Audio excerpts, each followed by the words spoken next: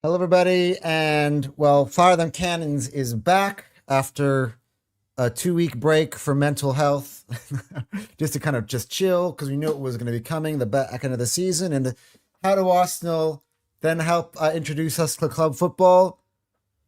We'll go right back to where we were at the beginning of it. Um, Welcome back. We are now into the Fire Them Cannons post game show, and yes, Arsenal now, in two successive games, go crashing out of two successive English Cup competitions. It finishes at St. Mary's Stadium, Southampton 2, Arsenal 1. But make sure you are hitting the like button and you are subscribing. What is going on here with my style? Everything gone out of whack. And of course, make sure you are sharing the content as well. And yeah, big ups to Jake once again for being here. So we're gonna get through this game. Just give me 1 second. I have to fix the style here. I'm not quite sure what is going on. What is going on right now? Yeah, it's been that kind of day, hadn't it? For Gunners all around, and Yeah, of course the we'll get technical into it. But difficulties. it's some Yeah, definite all right. technical difficulties, that's for sure. Technical difficulties with the football team, and let's start. Look. I'm gonna start by saying this. For all my viewers here on Fire Them Cannons, this is going to be the most real coverage of the Arsenal to this game than you're going to see everywhere. Maybe on Jake's channel you get something similar, but this is going to be the most real that you're going to get. Hey, man, this is on my channel right now, so yeah, Correct. Oh, right. Something And I should just say, something similar. like and subscribe, to the Cup Chasers who we are collaborating with today. It's about a long time coming, you know. We've been having Jake here on this post game show every single week. So just like I've been doing with the Goonist Therapy and our Tuesday show, Jake gets the same. Gets the Finally same figured now out how to do for the weekend. simulcast thing. Finally figured it out. Yeah. So this will be the most. This will be the most real that you're gonna get. And by that I mean we're gonna criticize the team what went wrong today heavily, but we're also and maybe Jake has other ideas. But we're not going to take this game out of context for what is going to go on for the rest of the season. In my opinion, we're not going to brush Arsenal with a generalized pen, as if and rewrite the positions we're in and the remaining competitions that we're left in. Right? That is the difference. So we'll begin now by criticizing what needs to be criticized. And for me, I said it on the football terrace. I when I saw this lineup today, look, going into it, I think the lineup was a big thing. All of us and I've covered it on Dan's show, and actually haven't heard much Jake's opinion on this. I'm actually curious to kind of hear about it. And of course, it's been all the talk about all the Arsenal players that were pulling out of international duty. Who was available? Is it real? Is it fake? We had that on the last show. Some of the answers that we had for real and for fake definitely were wrong, because I didn't expect Noni Madueke to be even walking, let alone being able to play a football match today or be included in the team. I was not expecting Declan Rice to be left out completely of the team, because I thought Declan Rice was one of those players is like he's surely rested, surely he's okay. Doesn't come into the team whatsoever today. You know, And if that was just for more rest, you're looking like an idiot now. Just saying. Yeah. So that better not have been for just more rest. They better have actually not been fit. Yeah. See, that I feel like is, as much as it's easy to say, hey, start from the beginning, let's look at the team. That I feel like sets up the tone for the whole day, for the whole game. And a lot of us fans here, we sat here in our most recent post-game show after the Cup, and Jake and I have said we do not ever want to see Kepa Arrizabalaga between the sticks again. Arteta had to learn, and he didn't. It's like the thing that really annoyed me is that we had just lost a trophy. We were in the final of a competition. We went against the team that we're most likely going to, well, we'll have to see them now in the FA Cup. We'll have to see them one more time this season, I guess, now officially. but the team that was going up against us for the domestic trophies, at least this season in England, and we lost. And we had a lot of lessons to learn from that, none of which were applied today. Lesson number 1 we discussed last time: Kai Havertz in the 10. He can't. Again, now we're seeing it back-to-back games. Oh, this is not Man City, by the way. This is Southampton. We're seeing again in back-to-back games that Kai Havertz, in the midfielder, lacks the ability to control a football game. Now, we had it from the other side with Odegaard, and he did come in. I felt Odegaard wasn't that poor today. Now, there are bits to Odegaard's game that we all knew that have always been there. And it's more about kind of just being front-footed and attacking. But from the control perspective, it was all there to see. You could see on the left-hand side, we had Kai Havertz and you had Miles Lewis-Skelly, who, by the way, Cal had this thing. Like, he's still a teenager. I don't want to dig him out. But I just have to speak on Miles Lewis-Skelly, right? And that's why I'm gonna do this. So I'm gonna pick out this lineup bit by bit before we actually go into the actual performance, so that you guys actually understand why what has happened today has happened, instead of saying a generalized statement like, hey, Arsenal, they don't have the mentality, they're bottling the whole thing. Because you need to look at every game in isolation. Miles Lewis-Skelly, last season, was thrown into the fire. He was never expected to play last year. In fact, you remember famously when we went to the Etihad away and we drew, he got into the face of Erling Haaland, and Erling Haaland is sort of like, who the hell are you? That was sort of the perspective of Miles Lewis-Skelly from everybody. No one knew who he was except for Arsenal fans. And even then, we didn't really get to see what he's capable of doing. And he surprised us. We're left with no other options. Calafiori wasn't able to play on that side because he was injured for a lot of the season. That's who we brought into play there. You know, we also had Kieran Tierney, blast from the past, who, you know, wasn't expected to be in the team at all. He was on loan at Sociedad the year prior. And Miles Lewis-Skelly was kind of who we were left to play there. And to be fair, Miles Lewis-Skelly really stepped up. He stepped up massively. But this was always too early in his development to be expected to be Arsenal's left back week in and week out. The other part to Miles Lewis-Skelly, which aggravates me when I see him being linked to places like Manchester United, is he's not a left back. So everybody's complaining about his time at left back when the plan is for him to be a midfielder. He is meant to, and you know what, today, this is what actually annoys me. If Miles Lewis-Skelly starts today and he starts in central midfield instead of Kai Havertz, I actually think we have more control in the midfield today. That's the funny part about it. But at the left back position, he's gotten roasted. Probably. I said this I said this today. Doesn't matter who is it from. Mansfield Town, is it from Portsmouth or from Wigan? Whoever's wingers has been there, Miles Lewis-Skelly has gotten roasted by that winger. Not Mansfield. He didn't play, to be fair. He didn't play, right? In the Champions League, whenever he's played, whatever winger he's gone against this year, he's been roasted by them. I don't think he's played. Maybe he's started one time in the Premier League this season, but I imagine he was roasted then too. He's not been good all year. So when people go, why isn't Skelly starting? Or why are we not playing Skelly? We're good. Let him go to Man United. Why are we letting him go? Why he should be? Everybody in this team needs to earn the right to play. It's not just given to you. I don't care if you're the prodigal son. It's not given to you. You need to earn it. And let's also, by the way, the pen that's been written on Miles Lewis-Skelly that drives me nuts when we rewrite last season is the amount of times he got sent off in games. The amount of times he did make mistakes in games. He costed us. We all remember Real Madrid. We all remember him playing, in the Champions League.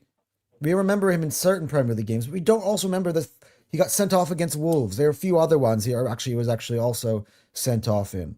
He's far from the final product. And today, Gabriel gets absolutely no support. And on the other side, Mascara, by the way, I don't know if anybody noticed, came in, he played really, really well for Arsenal. But in recent performances coming in, he's been shaky. It was okay. He wasn't the worst. I thought he was shaky today. He wasn't the worst out there today. He wasn't, but he's still shaky. For damn sure. No. He's not the worst, but he's still shaky. I'll give you shaky. Yeah. And let's get to Ben White. I already issued an apology to you and Timber the other day. The other 2 weeks ago now. It's not the other day. And hey, we learned it again. Now look, you're in Timber's fitness. If he's just trying to, if Arteta's saying, hey, I need one more game of rest before I start to lean on him every single game, week in and week out. I mean, we only have 12 games now rather than 14. Thank you. Thanks to today. But in those last 12 games, he needs to start every single one of them. Everyone. I could give a fuck about my left back's ability. And on this is, by the way, this is hindsight, but sometimes hindsight is good because you can learn from it. I could give a fuck about my right back's ability to attack. As long as he gives me control, as long as I'm not getting burnt by wingers from the Championship. What happened to the priority of defenders being defending? And that's the next part, the midfield, right? Because today, this is where I'm going to stay very consistent, Jake, right? On days where Arsenal have been frustrating going forward, but we've won because we've been solid at the back, I've always said, hey, it was a great performance. Why have I said it's a great performance? Because for me, defending is priority numero uno. If you keep a clean sheet in a game, there are only now two possible results that you can have in the game: draw or win. Right? Arsenal scored a goal today. We conceded two absolutely shocking, awfully defended goals today. Shocking. Train wreck. Plane crash of a goal. And that's why everyone, and I'm so happy that I regardless of what happens on the pitch, I never get roped into other people's analysis, that have always been consistent. Because, guys, everyone all complaining about the attack. And the reason why I've been so confident about us winning trophies is the defense. Today, though, just like our previous FA Cup game, the defense was absolutely shithouse. And this is why. The midfield. Again, all of the Norgard fangirls out there who, when Zubamendi was going through a little bit of a rough patch, oh, why is Zubamendi still starting? We got to get Norgard in there. Why doesn't Arteta play Norgard more? Let me ask you a question. Is Norgard incapable of playing in the double pivot like we normally do? Yeah, he is. Then what the hell? I like Norgard, but bro, you can't play our system. What are you doing here? So every time he's in the game, we switch to a lone six. And clearly, Southampton's whole strategy was to skip the midfield. And when you do that, you make that lone six run back and forth. But when we're in a double pivot, but see on the other side of it, when we're in a double pivot, he has the cover. Rice and Zubamendi cover each other. So we've never seen it. We've literally never seen Norgard straight swap Zubi and play alongside Declan Rice. Why? But here's the pickle that he put in, right, with the Norgard starting, right? So why couldn't he play Norgard Zubi? That's my question. Right. So there you're going to get into the point, right? And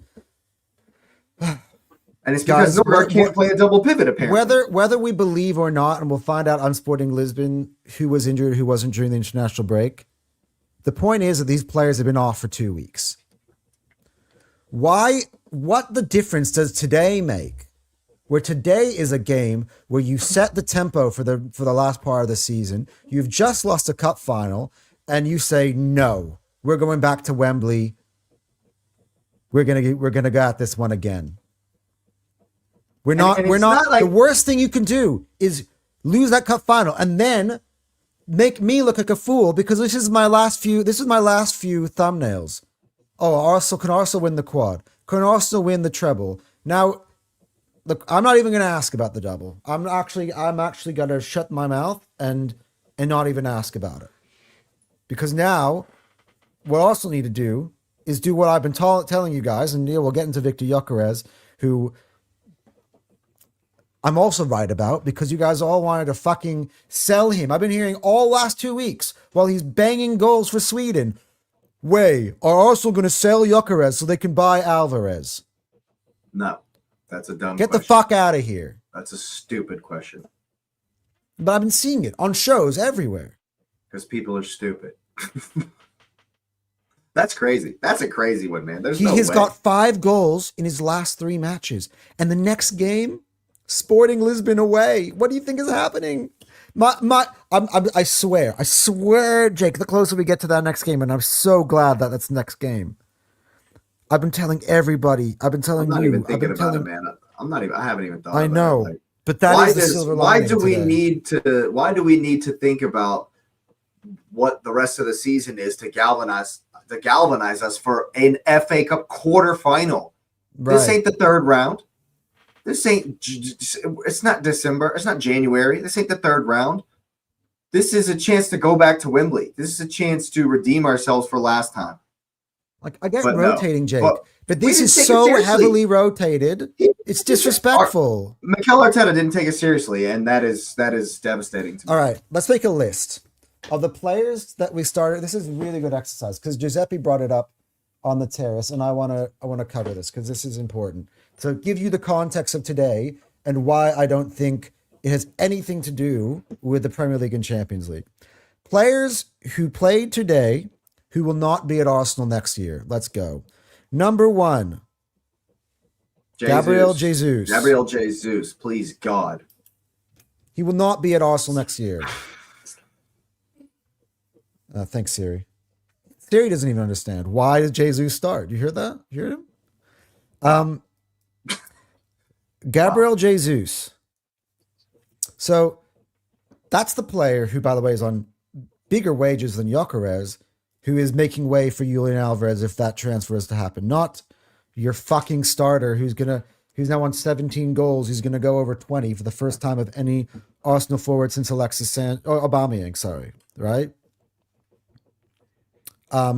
Gabriel Jesus played today. Now the striker who comes on for him scores. He played against us. He played for the other team today. Another player who will not be at Arsenal Football Club next year, Gabriel Martinelli. Nope. Bye. Another player that won't be at Thanks for Arsenal the Football service. Club next year. And I hate to say it because I loved him. I love the guy, Ben White. I'm over it, man. I was a Ben White fan, but ever since the last injury, he just hasn't. He legit has not come back. And I will defend him to the T, to a hilt for the booze he's getting for the England stuff. That's ridiculous. But he was also not very good in either of those games for England. He scored, but then he got him to give up the penalty as well. But then he comes back. Yeah, Ben White's not supposed to score. That's not your job, bro. Right, I know. Then he comes back with a chance to continue maybe with some minutes, with some form, and maybe keep some momentum going for yourself, and is the worst player on the pitch. Like Jesus and Ben White, neck and neck for the worst performances of the season. Yeah. I just don't understand why the coaching staff at Arsenal can't see what I've been calling out for 2 years. Yeah, he's great on the overlap. You love that. You love to see that. But why, why does every single winger he plays against get 3 to 4 yards of space in front of him in the 1v1 duel? I could beat Ben White in the 1v1 duel because he gives you too much space. And the reason I'm not exaggerating about me, because he doesn't care who he's against. He didn't give any he doesn't give any respect. And when I say respect, I'm talking about Mark Cucurella respect. If Cucurella respects you as a winger, he's not going to give you any space anytime. You're never turning. You're never getting to go at him. He's going to be on you like White on Rice. Ben White doesn't do that. Ben White does not do that, okay? And if he's going to defend you one-on-one, he's going to let you turn. He's going to let you come at him. He's going to give you 2 to 3 yards of space in the one-on-one. Watch it. Hopefully he doesn't put the shirt on again. Honestly, that's where I'm at with it. Like, Jake, thanks for all the service, and I got nothing against the guy, and I think it's lame what's happened with England or whatever, but he was horrendous, and I think it's time for him to go. Big ups to JT in the house. What up, JT? How's it going? You know what? I gotta say, JT has been one of those consistent fans. I've been reading. He comments in my thing. He comments on the therapy. And one thing I'll tell you, at certain points, I thought that JT was negative, but I think as the season has unfolded, you've seen that JT is actually very balanced. Nice. A lot of the issues that he's pointed out throughout the year are starting to rear their ugly head now. Yeah. At this point of the season, but he's also not been overly negative too much to the other way, where it's just bullshit. You know what I mean? Yeah, and don't get me wrong, I don't want to like pile on the players because on my thumbnail for the thumbnail for my channel for this show, it's Arteta right in the middle. For me, this is on Arteta. Like I don't want to pile on to the players too much. We're in an away game. But we're in an away game. What up, Arun? Thanks for being here, bro. We're in an away game. And in every other away game this season, outside of Mansfield Town or Portsmouth, maybe, Arsenal have gone with a double pivot. Yeah. We needed one game shocking to go to Wembley. We go to, I know, okay, I don't want to be giving Southampton too much credit to say, hey, we go away to Liverpool, we go away to Man City, and we would no way we would play Norgard in a single, or even play Rice or Zumendi as a standalone DM. They would never. The craziest part about it is in a knockout game. This is why my mentality is with knockout games. Why Italy, even though they're not making the World Cup, are so good at knockout football when they actually make it, is that it's that concession part. Because you concede goals, you're out. You need the stability. This is where it's backwards.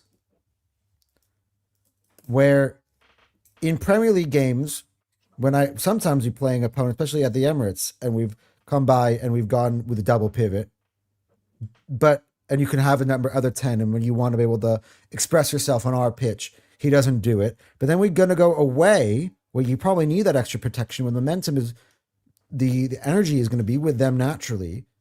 We leave and expose our center backs. Like Martin Tyler, and he's the legend Martin Tyler. He did the coverage of today's game.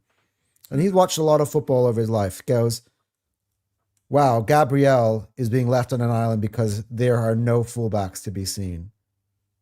They've Ben White and Miles Lewis-Skelly today, absolutely, along with Norgard. I don't want to hear any. Norgard was bad. I heard some people saying that I thought Norgard was okay. Norgard was bad. He looked so shaky. He gave the ball away so many times. And especially his off the ball ability is just not, it's never been there for me by himself.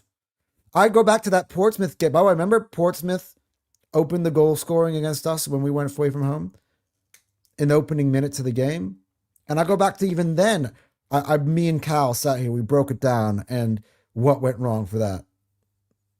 Like, no. And that's the next guy who's not going to be here next year. Christian Norgard. He's always been a stopgap signing. He's always been a bridge player for what is probably going to be a younger backup number 10 next year. It just blows my mind. Why did we even buy him? If he have changes the extra experience? If we put him in our system, though, But if we put him in the team, he doesn't play our system and he disrupts the whole system. Why even buy him? This, if you want to look again, it's two different things. It's another whole other topic. Look at the other players Arsenal bought this summer. It's so that you make a small investment on, because we lost Jorginho for free, right? So we're not going to replace Jorginho with a 60 million pound midfielder, right? We're going to replace Thomas Partey, we also lost for free, with a 60 million pound midfielder. But that's because that's the priority. That's your starter. You need to have that quality of a starter. Norgard, he's supposed to do what Jorginho did, which is come in, give you some extra experience, close out games. That's always what he's meant to be. And sometimes, yeah, we need to rotate, and we've leaned on him a little bit more than we've needed to because Mikel Merino got injured, right? By the way, the whole point is, at the end of the day, is to Arun's point here when he says away game, the team is in the championship and they're not even in the playoff spots. Arun, that's their 15th game unbeaten. That's their 15 games unbeaten they are on now. And we should have taken them seriously. That's the point. If we take them seriously, we play a double pivot. I don't care what you say. I guarantee you Norgard is experienced enough to be able to play the double pivot next to Zubimendi. It was all about, today's game was all about the fact that Arteta did not take it seriously enough, did not respect Southampton enough to only rotate a little bit. He rotated a lot of it. And really, he didn't, a couple of changes and would have made the game so much different. So much different. He didn't actually have to change that much, but he just had no respect whatsoever for Southampton. See, this is the thing for me. Disappointing. This is the thing for me, right? And I'm gonna get to some of you guys' comments. I'm in here, as Jake's already been kind of responding to them anyway. But the thing for me that is, you hit the nail on the head. We are in April now. I don't care who it is, Southampton. You need one win to get yourself into the semi-final of the FA Cup. It's not about who you are playing. It is about the prize that is on the other end. You do not take any chances, and you take it seriously. Teams win trophies, win them because they took it seriously. Why are we 9 points clear in the Premier League? Because we've taken that seriously. In the Champions League, why are we in the quarterfinals? We took that seriously, even in games, by the way, which it was a dead rubber. Yeah. See, that's what gets me. That's what blows my mind. In a game that doesn't matter, we took it more seriously than we took today. Right. We played a stronger lineup versus Kairat in a game that did not matter statistically than we did in a quarterfinal of a trophy. A quarterfinal of a trophy. A trophy, dude. You haven't won a trophy in 6 years, bro. What are you doing, Arteta? What are you doing? What are you doing? So he's treating this round of the FA Cup like he did in the previous rounds, and that's where he's mistaken. This is where I thought when I saw look, I was with all these reports. I don't know if what's real, what's not. It's a little bit kind of caught in between, like who's actually injured, who's not. But if people were right and we were faking it, then for me it's like, okay, good, because now you got a 2-week rest. You got to do whatever, chill, relax. I got a 2-week rest, right? This channel I only had, since our last post-game show, I just had the one show with Dan that was on Tuesday, right? The rest of the time, I was like, oh, I don't need to do Anton's Tears because the Premier League doesn't come back until April the 12th. So, I'll do that in the coming week. So my girlfriend's going to church. It's Easter here, by the way. Just for context. Yeah, so just like I had a 2-week break, just like Jake had a 2-week break, although Jake was bringing on some very brilliant reels about different fans on the international breaks, which you guys could go check out his social media content because it's absolutely fucking brilliant. But the players then had that too. That's why you have it. Because now Southampton, I don't give a fuck if it's Southampton. It's the FA Cup quarterfinals. I remember when we played, this is going back, adjoining FA Cup quarterfinals when we were winning it. Everton, but remember Arteta played against Everton in that game, quarterfinal game at home. We won that game, and it was I think, what was it, like a 3-0 win or something? Mhm. And we were like, yes, we are fucking going to the semifinal. We're going to Wembley. We were elated. And I was like, and that was my dreaming about us finally winning a trophy, which we did. The next season, we go away to Man United. Remember, Danny Welbeck goes to score the winner away at Old Trafford? Were we playing weak Mhm. lineups then? By the way, another quarterfinal, we actually played away at Southampton. This was the year we beat Chelsea. Theo Walcott scored a double, and a hat trick, and Danny Welbeck scored a double in the quarterfinal at St. Mary's. We won 5-0 that day. Those are three instances where we won this competition. Now, the one in 2020 was in COVID, whatever, different story. And but Yeah, that season just doesn't count as much for me. Whole nother topic. Whole this nother is an thing. FA Cup quarterfinal. I don't give like this is what it's I annoying don't me. get Like, it. Benny, you have I'm 2 weeks baffled, of everybody honestly. resting. That's when you rest. I don't understand it. I We really, I was lost a cup shocked. final. That's I was why I'm shocked that upset about Rice and this. Saka weren't here. I was shocked that Rice and Can I Saka tell weren't you, in the Jake? team.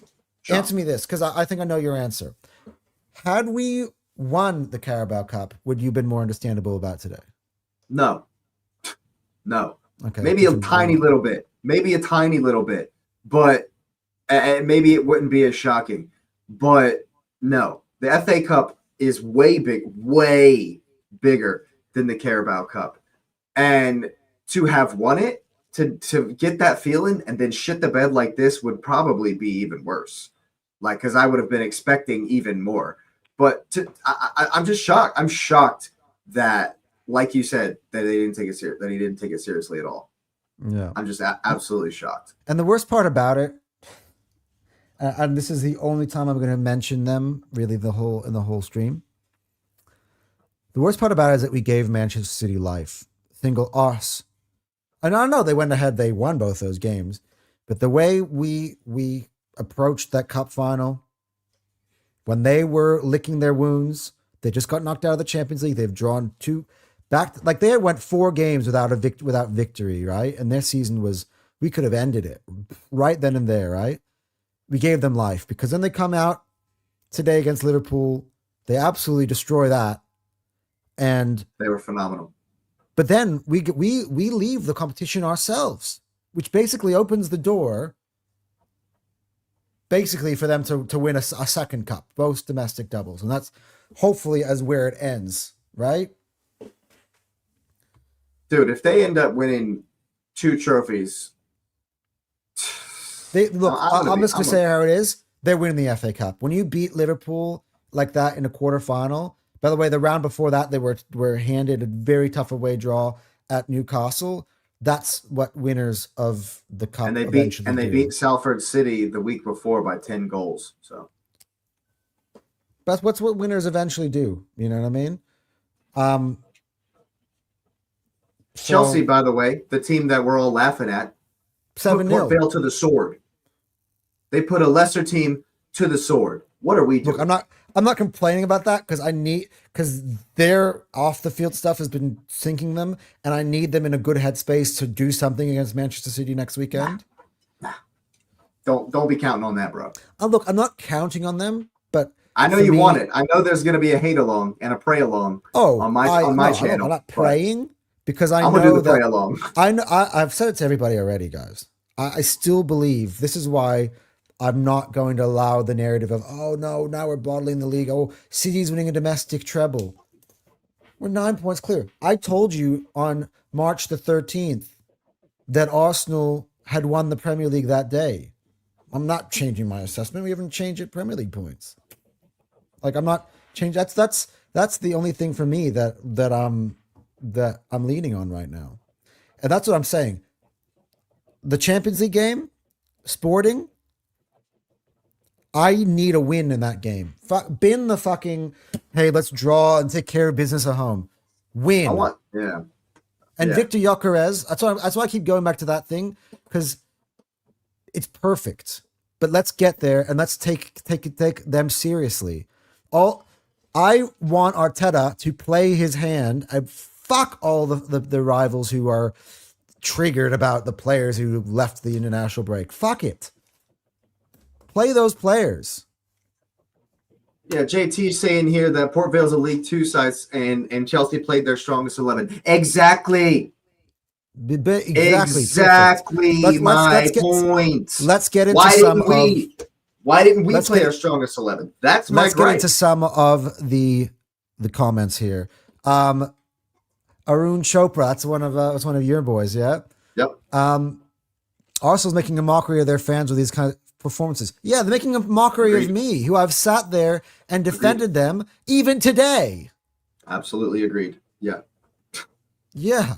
Yeah, that's the story of my life. 2 positive for the negative fans and 2 negative for the positive fans. Yeah. Hey, go. Look, dude, try doing it in front of the camera, because I've been looked in the comment section of the Football Terrace when I've been negative about certain performances, be like, this guy is so negative. Oh, blah, blah, blah. Don't be such an idiot. Blah, blah, blah, blah, blah, blah, blah. I'm like, dude, I'm the most positive fan there is. But then when I come out and, say, hey, we're winning this, winning that, this guy's so deluded. Oh, the league is over. Toxic positive. Yeah, toxic positive. Dan, oh my God. Negative Dan I haven't spoken to him yet, but he's going to have a field day with me. That C defeat and this is so shocking. Yeah. Shocking day. It is. Sure. And again, this is how you know I'm not deluded, because I'm pissed off about both of those things. And I have neither occasion said we have bigger fish to fry. No, I wanted the quad. I wanted the treble. Yeah. Are you kidding me? They're all part of it. And now we're back to what I originally predicted at the start of the season. And now is where I'm really... Boys, this is where it's really important. The Champions League. Do not throw away the Champions League. I mean, here's the thing, man. Here's the thing that I just don't feel like they quite get. Winners win. Period. Don't give a F who we're playing today. Don't care what competition it is today. I don't care who's on the team sheet. Dude, win the game, man. Like, you can't approach this game with the mentality that, oh, they're not the best team. We're not playing in the Champions League today. This isn't the cream of the crop opponent today, so we can kind of chill. We can kind of not be in the right headspace. And then 3 days later, expect to go to Portugal and just turn that on. And if they do, I'll be thoroughly impressed. I mean, yeah, I get it. And the personnel is way different. But Odegaard's going to start on Tuesday. He's going to have to. Exactly. So how different really is the guy who should have been leading the line, the guy who should have taken control of the game and said, you know what, at some point, you just have to be like, look, we need to figure this out. And sometimes we need to maybe go a little bit outside the tactics. Okay. Yeah. Kai, maybe you should come back and try to pass with us instead of staying Jake, way up there. This is why maybe you should try to get close to Jesus. Like, I just it's just, it's frustrating, man. It's just so frustrating. Side, and by the way, I'm not done with the list of players I don't think will be at Arsenal Football Club next year. Right. But on the positive side here, as I keep saying, Jake, Victor Gyökeres keeps scoring. That is what's important to me. He's, despite what's going on around him, he's in a good headspace. He still came on today in a shit performance from everybody else and bags a goal. He's still in fucking planet cloud 9 after what's going on with Sweden. And that's why I was celebrating that. I'm not even fucking Swedish, but I see how that benefits my club. I just don't understand why we don't approach it in the opposite way. Why don't we start with the strongest team we can, score 3 goals, and sub everybody? We have 5 subs. Oh, Jake. We have 5 subs. Why not start as strong as we can, score 4 goals, and then quit? Instead of we haven't been effective today. Now we're down a goal. Let's stop. Oh, we got the goal back. We're gonna scumbag this win because we deserve to win because we showed up today. That as soon as we scored the equalizer, we went right back to what we were doing before. Firstly, the moment the game kicked off, and Southampton all of a sudden were counter. I can see the way Southampton saw this, by the way, and this is Arun Chopra. I waited to say this the way I can speak to you about this point and elaborate on it. The minute the game kicked off today, you can see that Southampton were rubbing their hands together because of the way Arsenal set up. They looked at the fullbacks and how we were set up. They looked at how we were set up in the midfield. And every time they got the ball, they tried to counterattack, even when it wasn't on. They took it, bang, there was intent. And that's why I'm talking about away games. Forget it. This is where, see, this comment is the trap that Arteta says. This team is in the championships and not even 7th place. Exactly. This was the mentality that Arteta had. This is the FA Cup. And then, by the way, this is, I know people say this a lot, but we're on playing under the lights at their stadium. That's what I mean by away game. Forget about what league you're in and what position. This is the only, let's be honest. You're right. They are 7th in the championship. And yeah, maybe they have a chance to come back up in the Premier League. They're 6, actually. But they have a chance to come up in the Premier League, right? Yeah. But this is their biggest chance to win a trophy for any of these teams. They're the only team that's non-Premier League that is left out in the competition. That way, that's our fault. But this is the FA Cup. Everyone rises. They don't care if it's a giant. It's about giant killings.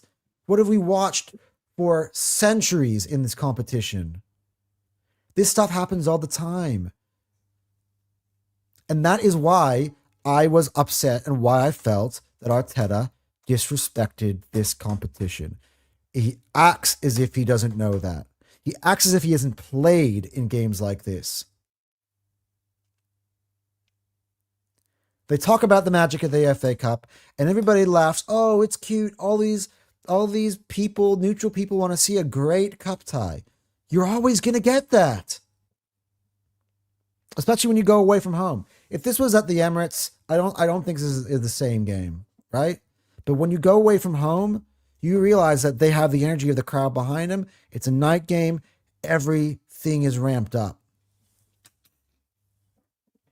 Everything is ramped up. There is so much to criticize, but the negative fans got what they wanted. Rock and roll football was attempted, and we scored less and then being pragmatic. Maybe there's a reason why we play risk averse. Comment of the day from JT.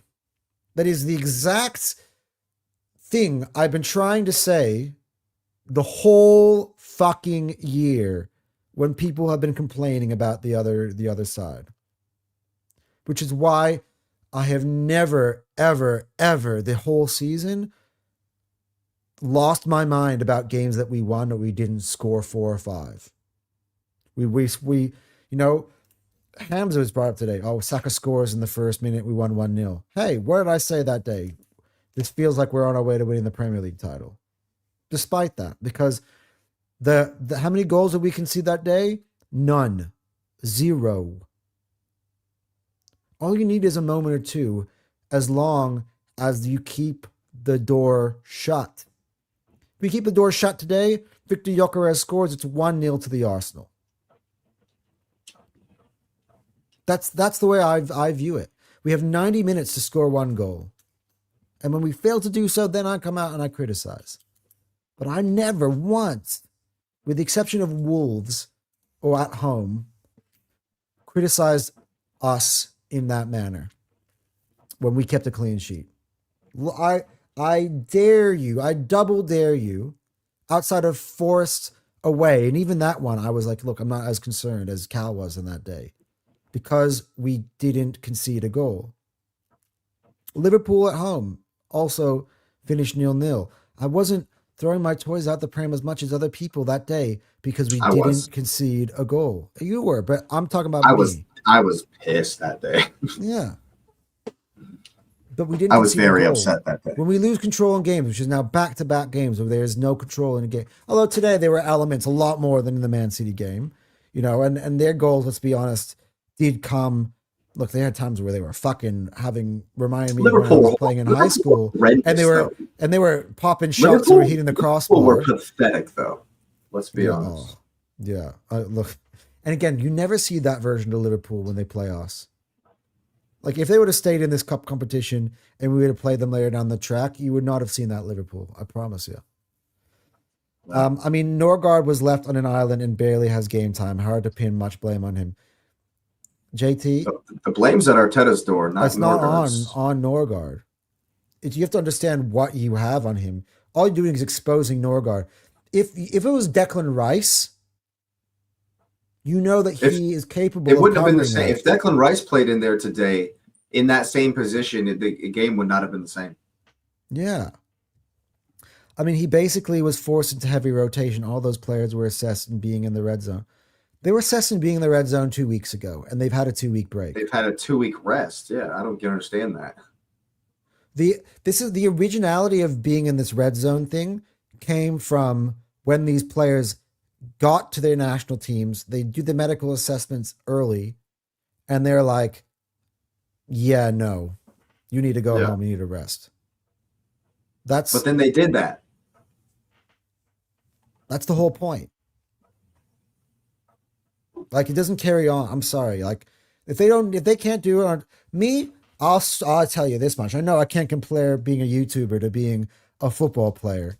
But that 2-week rest, I'm ready to fucking pump out. You're going to see the content coming out of your ears on this channel now until the end of the season. Because I rested for 2 weeks because trust me, it's not fucking easy. The mental hardship. And of course, Arsenal did us no favors today doing this. My old co-host not here anymore because it's not easy. It's not easy. But that's why you give yourself a bit of a break. But the break has happened. Now you have to go in. We don't want to continue giving them a break. I'm sorry. And if now he's elongated it to Sporting midweek, I better see some fucking results. I'm going to be plain and brutally honest with you. Honestly, we can thank the FA that the FA Cup was this week and not the Premier League. I see the perspective you're coming at, but I did say it on Goodness Therapy, so I know exactly that perspective, and it's easy for me to say it in the other way that we went out. I did say, hey, it was good to have these games to kind of warm up to that Premier League, right? I thought and it that's was kind weird. of that's kind of the silver lining, but it is kind of weird, isn't it? It had a weird feel to it. Like, on another world, though, Arsenal do go full strength. You see fully that these players are available. And They go out, they beat Bournemouth, and we're feeling good. You know, hey, we're getting closer. We're chalking off one more game. We got 6 games to go left in the Premier League. We're one game closer. It would have been a nice feel. That's what Negative Dan was saying, and I'll get to give him his props for that. He was probably right. But I think there are either ways of thinking it'd be right. The only thing I guess I'm looking at is this is results-based analysis and the fact that we went out. Like, had we won, I would have probably been like, yeah, it's good to warm us up with this. Then we're going to get us, the Champions League, and now we're ready to crack on in the Premier League. Again, it is what it is. The fixtures just come in the order they come, and you have to kind of just deal with it. I mean, do we just assume the medical assessment was fake and he wrote day complete? No, the medical assessment. As I said, that's why I came on to some of these other programs on Tuesday. I broke up my 2-week break to discuss it because it was like coming through my timeline. All these, this guy's out, this guy's out, this guy's out, this guy's out. And we had to kind of talk about it. I didn't believe the assessments were fake. The assessments were just taken out of context. Yeah. They weren't ready to play a meaningless friendly. We lost Gabriel a meaningless friendly. And it caught, like, honestly, if we didn't, the Premier League could have been wrapped up by now. See, honestly. Like, because we were on a clean sheet record that was fucking legendary at the time. Yeah, right? we were on the verge of records. And we haven't actually gained that sort of stability again. No, we have since not. then. That level, never, not. But now we need it. When was the last back-to-back clean sheet? When was the last 2 games we went where we didn't concede? See, I don't even remember. Here's the problem, Jake, right? And JT brings it up earlier. Fans, instead of learning the lesson, just want to complain. So we're going to complain that we lost without admitting the fact, hey, maybe Arteta was right going defense first. Going with control first. You know me, I've never had an issue with the way we've played. We've still scored more goals than anyone but City. Look, the attack is something that's going to have to be addressed. Now, I was watching Mo and Hassam talk about it, and they're talking about a front three which didn't include Gyökeres or Saka in it, and I'm like, okay, that's too much. I just needed someone on the left-hand side that can make a difference for me. And we probably already have him. He's now out injured while our number 10 comes back.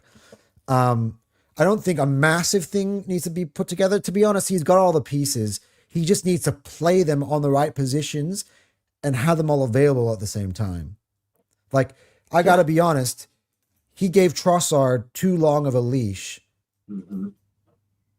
The problem with Arteta is he allows players to drop off of form first before he makes the switch, where he just needs to hey, I could put Eze here on the left while Odegaard is still fit, and let's start a work, because that lineup has still never happened this season. Now, Eze is injured. I get it. And that was nice to see him, by the way, with the team today and still going through warm-ups. There are a lot of, we're talking about this injury thing. I feel like we don't know shit. Fuck it. Don't read reports. Because Eze is, I literally seeing there, Hand of Arsenal is telling me, Eze is with the traveling squad of Southampton. I'm like, but he's out for a month. But he didn't play. Yeah. Then I'm like, why? Saka still was in with the traveling squad of Southampton. Like, he didn't play either. But the thing is that, the attack for me has always been an Arteta thing. It's like us fans can see it. Me and Jake have been screaming out for it in every single one of these shows. Like, hey, Eze, Saka, Gyökeres, Odegaard. Is it so fucking hard? Not really. It shouldn't be. Just do that. Like, you can't say it doesn't work without trying it. It's like my sister, right? She says she hates ketchup. She hates tomato sauce, whatever, right? She doesn't like tomatoes. And I ask her, hey, sis, have you ever had a tomato? No. So how do you know you don't like it? The same thing I asked for Arteta with this attacking lineup. It's because Eze didn't mark up Matty Cash. But that's what really annoys me about that, by the way? Max Dowman, and we love Max Dowman. He was, by the way, probably the best player for Arsenal again in the game he's played, right? You know what he lacks? No one's going to talk about it because his name is not Bukayo Saka and his name isn't Eberechi Eze. His name isn't Gabriel Martinelli. Ben White, had a bad game, but he didn't get any support from Max Dowman today. Just as much of it. Right? Max Dowman's a kid, though, man. And I'm not throwing Max Dowman under the No, I know. That's what I'm saying. Yeah, I'm saying it the other way around. Everybody else should be treated like this. Right? But it's that type of stuff, by the way. Oh, Saka's not having a good season. You know how many times some of those set pieces that we score from, it's because of Bukayo Saka? How many times he's winning those corners? And it's the stability that he gives us from the right-hand side. We are never exposed and weak from the right-hand side. What we're complaining about with Saka and Timber is the reverse, right?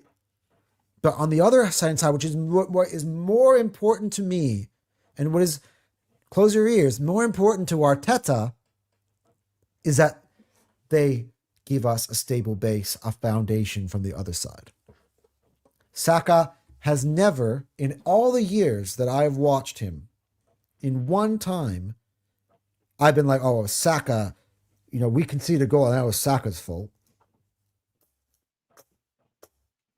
And he's an attacker. See, you're not understanding. You never played football if you think that way.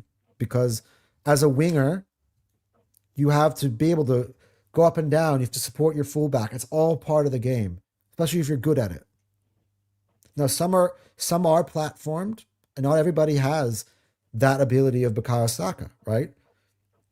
Look, there's a reason why Arsenal didn't buy Rodrigo in the end, I believe. I mean, there's many other ones, but I don't know if he necessarily would fit. You need a platform, Rodrigo. Is he willing to go and do the groundwork? One thing I think a reason why Martinelli plays as much as he does is because he also is able to do the groundwork. Because he runs back. Yeah. But yeah, look, there's so much. And that's what I'm saying. Like, the bottle the league thing, we need to put a bottle on that. Stop it. I'm telling you right now, stop it. We need to smash Sporting first. No, but the thing is like using this and that last game as a reason. You know what? To be honest, I saw City do well today, and I didn't bat my eyelid because I'm like, whatever. Like, this doesn't affect the league. They could still win all 8 games and not win the league. Now, if they don't, they're definitely not winning it. Which is why I keep saying like, the Man City. Let's go back into the Premier League for a second. What are their last 2 Premier League results?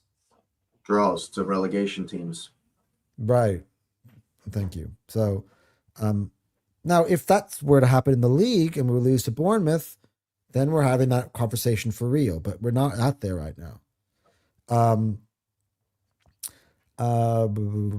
Can we check again the FA Cup run of Arsenal this season? We'd rather not, Arun.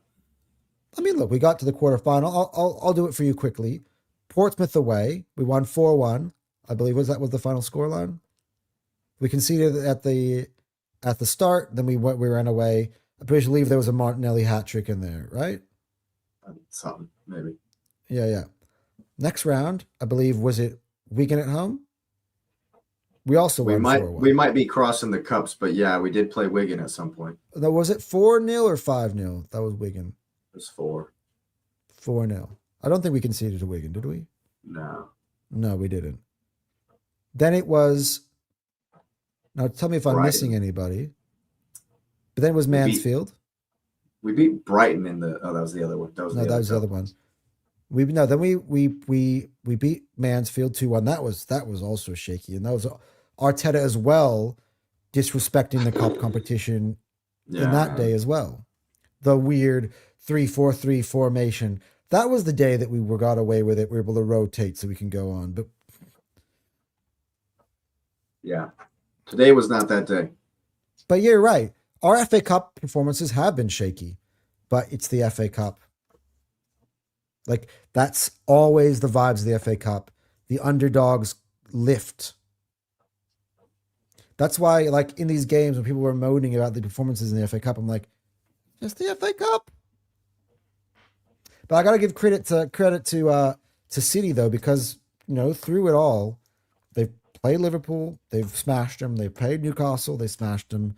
They smashed. I think they beat Salford. The Salford one wasn't big. It was Exeter City that they won 10. They won 10-1. So you got to give credit to them. They've taken it seriously. And that's how I think. And that's why Pep has 19 trophies with City or whatever the hell it is. Yeah. Look, at the end of the day, they're out of the Champions League. They're out of the Premier League for me. Like, I'm just going to say it. So maybe their priorities are wrong, which is my point. Port Vale is a League 2 side. Southampton are very likely going to be a Premier League team and are on fire as of late. Yeah. Yes, I don't think Southampton's going to be maybe. Look, the 15 games unbeaten. They defend really, really well. Really, really well. They attack really well. A safe in the house. We'll get to your boy Asif. By the way, he must be licking his wounds as well. Oh, yeah, he's not happy. Well, neither of us are happy. And Chelsea basically played their strongest 11. Again, though, Chelsea are out. This is the difference, though. Chelsea are out of the Champions League. City are out of the Champions League. This is all they have left. Chelsea's definitely not winning the Premier League. And they're not winning that here's the other thing. Here's the other thing, right? Yeah, again, Man City's not winning the Premier League. I'm telling you again. I'm going to keep telling you guys. You have to wait until it's actually official for you to believe me, but City's not winning the Premier League. Like, for the same reasons why we're not winning the FA Cup is why they're not winning the Premier League. Who is scoring for who? I guess I forgot what we were talking about. This happens when I read the comments like ages after they're actually written. Yeah. If you ever beat Sporting, if you even beat Sporting, Barca is going to smoke you if you guys are so negative and scared approach. We will. I would say that Barcelona. Well, you know he's going to. You know he's going to park the bus at the Camp Nou. But I don't mind that. I don't mind that. That's smart. It's going to be haram ball terrorist football. I want it. I'll tell you right now. I want it. If I get a 1-1, 0-0, 2-2 give it to me. Even if we lose 2-1 at the Camp Nou, I'm fine. Play haram ball. All this is why everyone needs to get it through their heads. Learn from today. There you go. Fuck the rivals and their opinions. Haram ball wins you trophies. There you go. It always has. If it gets it done, it gets it done. You know, if it gets it you done, used to blame it gets it Arsenal for not having cojones.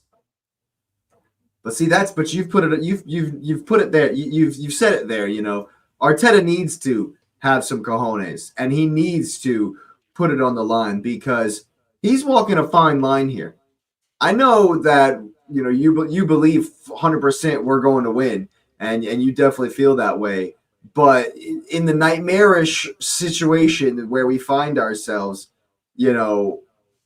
if we don't win anything, Arteta's in a lot of trouble, man. Hey, which is why when we didn't win a trophy, when we didn't win a trophy 2 weeks ago, who I blame it on? Arteta. Today, who have I blamed it on? It's at his door, man, and he needs to realize, bro. You see, the funny thing is that I laid out me and Cal sat here at the very start of the season and laid out a very fine groundwork at the very beginning of this channel. We both agreed, if we don't win any trophies this season, Arteta has taken us as far as he can. Yeah. What we bought. He has zero excuses, and I haven't changed my mind on that. Which is why when we've gone out of cup competitions, that's why I turned it back to him. He has zero excuses. Now he's playing with his toys too much. In fact, he's putting his toys on the shelf and going to the third tier of toys in some of these games. Yeah. I said on the Goodness Therapy on Tuesday that Bukayo Saka was going to have to play in this game. He doesn't even make the squad. It's not even there. I don't understand that. That was baffling. That's the message that you send to the other locker room. And he didn't play at all. And he didn't play for 2 weeks. Here's the thing. When you walk, and I learned this from Patrick Vieira back when Arsenal were great. When the other opposing team is in the tunnel and they see your great players there, it's intimidating. When they walk through the tunnel and they see the guys who are usually on the bench or not even making it into the team, and they look to their left or their right and they're like, hey, you know what? I think we've got a chance today. It's a different vibe. Yep. It just is.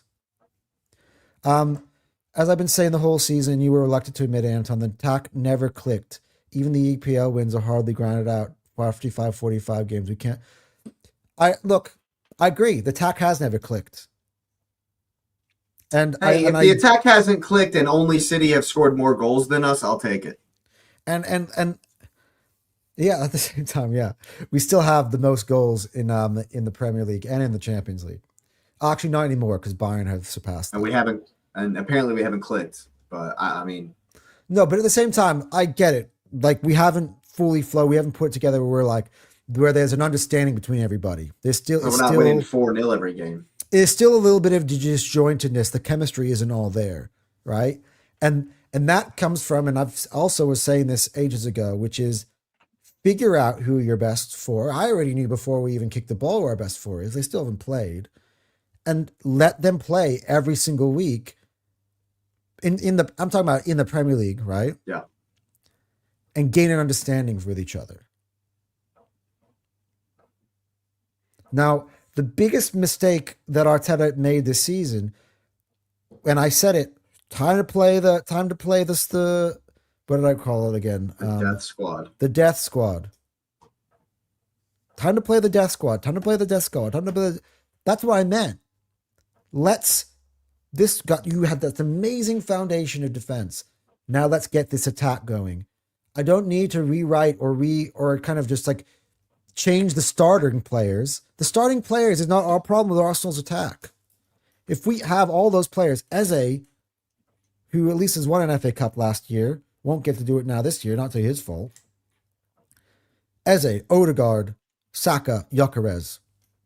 The problem we have in our attack, Martinelli. I mean, I say it, sorry to tell you guys, Jesus Havertz. Madueke. Now, much as Madueke looked great, he's still blasting, has no composure in front of the net. He's still blasting things way over the bar and running it He out might of as well be bounds. Savinho. Madueke might as well be Savio.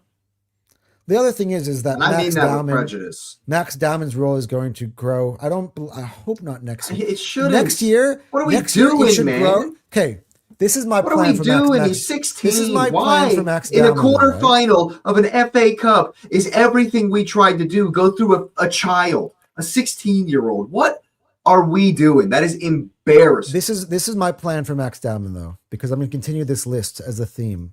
Everyone's going to hate this. The next player who will not be at Arsenal Football Club next year, Kai Havertz. This is why. Please He's not a God. midfielder, so we're going to have to upgrade there. For me, our striker has found himself now. I still thoroughly believe that Julian Alvarez will be an Arsenal player next season, given all the storm does not go away. So he's been replaced there. You're not playing Havertz ahead of Julian Alvarez, right? No. And in terms of a 10, I've got Max Dowman coming through now. And I have Eze, and I have Odegaard, who, by the way, is on my keeper list. I've actually decided I'm keeping him. Odegaard? Yeah, I need him. This is why. Because next season, I'm playing Eze as a left winger still, unless we do something like buy Fart Scalia, which Terry has been going on about, and I'm like, dude, no, it's not. Don't happening. gaslight me. Right, that's what I'm saying. Unless it's Fart Scalia, Arsenal's not buying a left winger because we have one, and we have Max Dowman. Like, that's what people don't realize is We that don't have Max Dowman. He's a No, child, man. He should never be Okay. a part of the plan. He should never, ever, ever, Jake, ever be a part of an FA Cup quarterfinal plan to try and go win a trophy. What are we doing? Jake, I agree with you, and this is what I was saying. It's part of a step-by-step process. I said by 18, he's not a regular starter until he turns 18th birthday. I said that, right? But before he's 18, next year in his 17-year-old season, I'm okay with him being second team. That's what I'm saying. You have also Ethan Wanieri is going to come back from loans. The two of them can kind of share that duties, and I'm hoping to have a better version of him, right? So I'm going to use a combination of those two to back up Odegaard. And by the way, if need be, you play as there. Maybe you sell Trossard and Martinelli and buy a different left winger that just gives you a different option. And then you got Julian Alvarez, who, by the way, can play in the number 10 position alongside. So you've got so many different things to go with. But for me, Havertz has lost me the last two games. In fact, in the last two games, Havertz has lost himself for me, and he's revived Martin Odegaard. Watching the two of them together on the pitch on either side made as clear as day to me again today. That's not what makes it clear for me. It's not. First of all, we know Kai Havertz doesn't play in the midfield with Martin Odegaard. That is a nightmare, a disaster, a dumpster fire every time we've ever tried to do it. Secondly, it's not Odegaard's fault. It's Jesus. The fact that Jesus is tiny and is not a target man had him doing all kinds of crazy rotations, right? And so Jesus is coming way back to try to get the ball, right? And so, okay, we know we're going to be doing that, so we'll rotate. We'll have Havertz go a little bit farther. And so Odegaard is isolated now because Havertz is way up the pitch. Jesus is off in no man's land, in la-la land. Every time they ever passed him the ball when he made one of these runs, all he did was pass it right back, so it did nothing. And Norgard is just trying to occupy and stay central space and let Odegaard do his thing. And so there was no connection in the middle of the park. And guess what happened? As soon as Victor Gyökeres comes in, our number 10 role plays the ball to our forward striker, and we score a goal. But because Jesus was not playing in a target man number 9 traditional forward way, he was never there when Kai Havertz had an opportunity to maybe make a play. He wasn't there. He was wherever the hell he was. Nowhere to be found. Ghostagard is what I would have called him if his, that's a different nickname. But Jesus took the mantle today and just ghosted it. But Ghost. you know what? You know what, Jake? That was an excellent piece of analysis. And that gets me to my final point on why Odegaard is not on the out list. The last time Odegaard played at Tottenham, it was a 5-minute cameo. What did he do to Victor Gyökeres? He gave him like 2 opportunities, didn't he? If I remember correctly. He threaded it through to him for Gyökeres to score Arsenal's 4th. Yeah. The 4th goal. Yeah. It was clear as butter. Now, Havertz can do that, right? If you platform Havertz, not having playing as the number 8, which that's kind of been my issue with him in the last 2 games as well. Awful there. Right. By the way, as if Arteta didn't know from the reason why we didn't win the Premier League 2 years ago was because he was playing him in the number 8. So we've gone back to it, and hey, same results. Kai's best stint in an Arsenal shirt was at the end of 23-24, where we pushed City to the very last day, but he wasn't playing in the midfield at all. Not 1 minute in the midfield in that run-in, and that was where he was best. Right. If you're going to play Kai Havertz in this team, if you're going to play Havertz in this team, he has one place, one spot. That's it. That is it. No more charity minutes for Jesus, who is finished. No, that's the last. By the way, I'm making a declaration. That is the last. He should not wear the shirt again. Today, he should not wear the shirt again. Jake beat me to it. He won't. That is the last time Gabriel Jesus has ever played for Arsenal. Unless we win the league and there's a dead rubber versus Burnley on the last day or whoever it is, and we've already won the league. That's the only way. The only other striker right now that I'm rotating in and out with, Havertz will still play for Arsenal for the rest of this season because he'll rotate in and out. He'll be the one that comes off the bench for Gyökeres, and I do still think he's got a key role to play, and he's important. But for me, for next season, I've already replaced his initial role with Victor Gyökeres, and I'm going to replace his other role with Julian Alvarez, I believe. And by that logic, he's surplus to requirements, which is why he's out. The other player to finish off my list of players who I've got 2 more. And the other one will shock you. Kepa. Yeah. Sorry, bro. Bye. The original plan was for us to have Joan Garcia. And because the Spain keeper, yeah. He just outplayed himself out of that and got himself a move to Barcelona, you can't blame him. But that's the profile that Arteta was going for. And now it won't be Joan Garcia. There'll be someone who's more like that than someone who's like Kepa. You need to have a cup keeper who does the same things as Raya. That way that we don't have to change our style of play. We don't look shaky at the back. Hey, how the hell did Stefan Ortega end up at Forest? Why did we let that happen? Because I would love to have Stefan.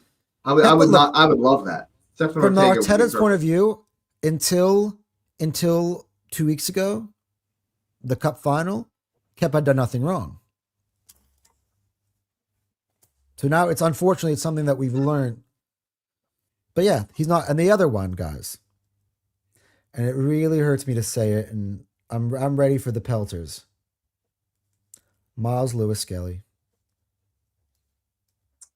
And I get he's still a teenager. But guys, how old is he? When 19? 19, maybe. He's 19. Here's the reason. Guys, the idea that Miles Lewis-Skelly can play left back, but yeah, if he's is a fantasy. He's a midfielder. Now, does he fit? Does he give Arsenal the control or this? I may have said that, but I was wrong. I'm going to contradict myself earlier. Probably be giving you more than it playing at left back. But does he give you the control in midfield? Does he have that hard battled? Does he look like Declan Rice to you? Because we'll never be able to have a player like Declan Rice. I need somebody who can competently do Declan Rice light. as his as rotational piece. Mikel Marino does that for me a lot more than Miles Lewis Skelly. I like now, Marino. Marino could be another player who might be on that list, but I would hold back on that for now because I've chucked Norgard out, and I think that Marino. I would actually keep Marino. Yeah, Marino can do a lot of utility stuff, and be an extra option at striker, be an option like he can play all over the joint. I actually like Marino for that reason, but I just think that look, unfortunately for Miles Lewis Skelly, there's the noise of him wanting to be at other teams doesn't come from thin air. That comes from his agent throwing these ideas out into the atmosphere. And the minute I see that, as much as people want to go, Arsenal will never sell Miles Lewis Skelly. The agent doesn't say this thing for no reason. It's come from somewhere. Right. And look, maybe Miles Lewis Skelly will go somewhere else and develop and be a good player, but he doesn't fit. We've tried. But be honest. Ricardo Calafiori, is he better than Miles Lewis Skelly? By the way, Ricardo Calafiori is young. Let's take a look. Ricardo Calafiori's age. 23 years old. Like, why didn't he start? He's 23 years old. What is Piero Incapie's age? I think he's 23 as well. 24 years old. Yeah. Not like those two are 30. Those are good, competent Premier League level left backs. Upper echelon, actually. Right? Yeah, MLS doesn't have a place at left back. I think MLS is gone. And I don't think he's going to place in midfield because if he did, Arteta would have played him there by now. Yeah. He's got two good left backs. I think he's gone. I think he is. And by the way, that's not meant to be a bad thing. Arsenal's actually going to get a good buck for him. We're actually selling players before their values drops off. This is the next part. And I saw who was saying about Berta. Berta and Arsenal club management must sell Havertz, Jesus, Trossard, Marino. Okay, got Marino. Well, White, Havertz, and Kepa. Arsenal sees serious striker, left winger attacking. Scout from today. But the other thing that we're getting now from Berta, which last year he wasn't able to make sales because that was the hand that fucking Adu left him. Yeah. And Berta is aggressive. Berta will be. I don't know if I'm finding enough people putting Gyökeres on the hey, we'll be selling after a year. Now, when he's starting to actually be the player that we want him to be, now we're going to talk about selling him. Ridiculous. But it's players like Miles Lewis Skelly, who is 19 years old, which means he's got high value. You can sell him for a huge chunk of money. If you believe, one thing Arsenal fans are doing by believing he is better than he actually is they are upping his stock. Because another team will be like, hey, I got this gem. And also like, well, he's a gem. So I'm not going short on that. Give me 50, 60. I'm not even joking. In today's market, I'm not even kidding. At 19 years old, could be a starter for England in the right system. Could get even better, upside. Andrea Berta's not going cheap on that. Yeah, I mean, but you said maybe sign somebody for like a Declan Rice light. Well, if you hit the gym this summer, he is kind of press resistant, and give him a chance in the Carabao Cup next season in the midfield. Maybe. He might have a role to play as like a Zubamendi backup. But the thing is, if we don't buy backups for the midfield that play our system, why are we going to buy a backup that changes our system? And today is the first time I really realized that he isn't ever going to play Norgard in a double pivot. He's not. And so that signing has broken down for me because it's like, why do we buy players that aren't the fact that Rice was Miles Skelly maybe does. Maybe Miles Lewis Skelly does. The fact that Rice was left at home today is telling. You know why Arteta saw? I'm starting Norgard, and if something goes wrong with that, I'm bringing on Zubimendi. Yeah. If he needed two midfielders, if he was willing to play a pivot or switch to it, he would have had both of them on. You would have taken off Havertz and Norgard and put on Rice and Zubimendi. And I wish he had that option because we wouldn't have conceded our second. And that's another thing. Last point on this, and then we'll go into player ratings and we'll read some of the comments, right? Jake said it before. I'd rather be up 3-0 or 4-0 before I use my subs. We have 5 subs. This is what I wrote. I'll tell you exactly what I wrote in the group chat with a football terrace at halftime or right before it. Let me go back to it. There's a lot of crap being blum, blum, blum, blum, blum. All right. We need Zubimendi, Saliba, and Calafiori at halftime. That's 3 subs, I said. Then I wrote, and Gyökeres, because I realized we need goals. And Jesus was fucking awful. That's 4. And then I said, and Raya. I'm not even kidding. If we wanted to win the game, if you wanted to fix where you went wrong in that lineup, that's what you had to be doing.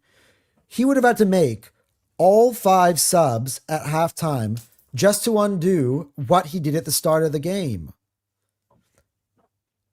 Yeah. Who was it said earlier, hey, that lineup should be good enough to beat Southampton? Was it you? I didn't say somebody that. else. Somebody else in the maybe it was Arun, right? It wasn't. I definitely didn't say that. That lineup was nowhere near good enough. Even when we drew it. I said, for some reason, I'm nervous about Southampton. Even Seb, one of the most positive gooners ever, said, I'm nervous about Southampton. Everyone's saying, like it's... Everyone was nervous about Southampton except Arteta. And that's why we were all nervous about Southampton. Perfectly said. All right, let's get in the comments, and then we'll do the player ratings, and we'll get out of here because there are a lot. I'm not going to necessarily have a response for all you guys because we're at 1 hour 23, but I will read them. For some, I might have a response if it really triggers me. I'm going to try to hold back, but your voice will definitely be heard, and I definitely have to prioritize my audience here, guys. Yeah, big up everyone in the chat. Y'all been coming in hot. We appreciate that every single time. Yeah. Don't even compare Martin and Bruno or take names in the same sentence. Arsenal fans made that comparison, and now look. 2 years ago, that's easy to say. 2 years ago, I mean, Odegaard 2 years ago was just as good, if not better. By the way, Odegaard is in a winning position. Like, I feel like Odegaard is kind of put on the back foot now. He's not really being put in the best possible places right now. Well, he hasn't shown it. He hasn't shown it either. But I agree. Right now, on form, they're not even comparable. Yeah, Bruno's on fire. Big up Bruno Fernandes. Bruno is a contention. Bruno's closer to Declan Rice, as in those are 2 of the main contentions for Premier League Player of the Season. Now, Rice should win it because if we win the Premier League, but that's a whole other thing. And you can see how valuable he is when he's not in there. Today, another case in point. Gyökeres, even with all his flaws, he is one of the few, I believe, have the mentality. When I saw after the Cup final, the likes of Eze giggling and fangirling over Pep, Nelly giggling over Salvi. Exactly. And what did Victor Gyökeres show you when he was out for Sweden? By the way, not Alexander Isak, who is now fit to play for Liverpool. He'll be playing in the Champions League. They've already been said by Fabrizio. Ducked that. Gyökeres knew, hey, I need to win 2 games to get my nation the World Cup.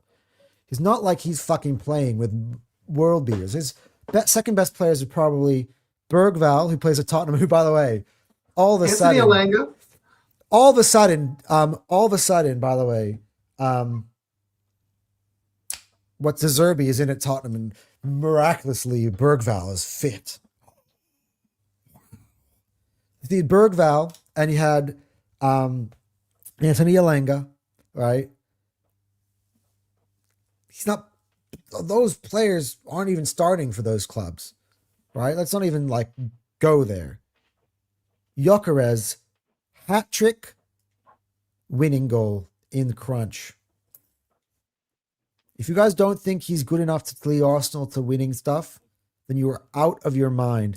By the way, Arsenal were going out today regardless. He came and stepped up and got you an equalizer. Amongst I the rubbish was furious and he the didn't shit. start. I'm still baffled that Jesus played in this game. It still blows my mind. What does Jesus? We're talking about momentum. What momentum did Jesus have? None. Zero. Been sitting on his ass, not good enough to play for Brazil anymore.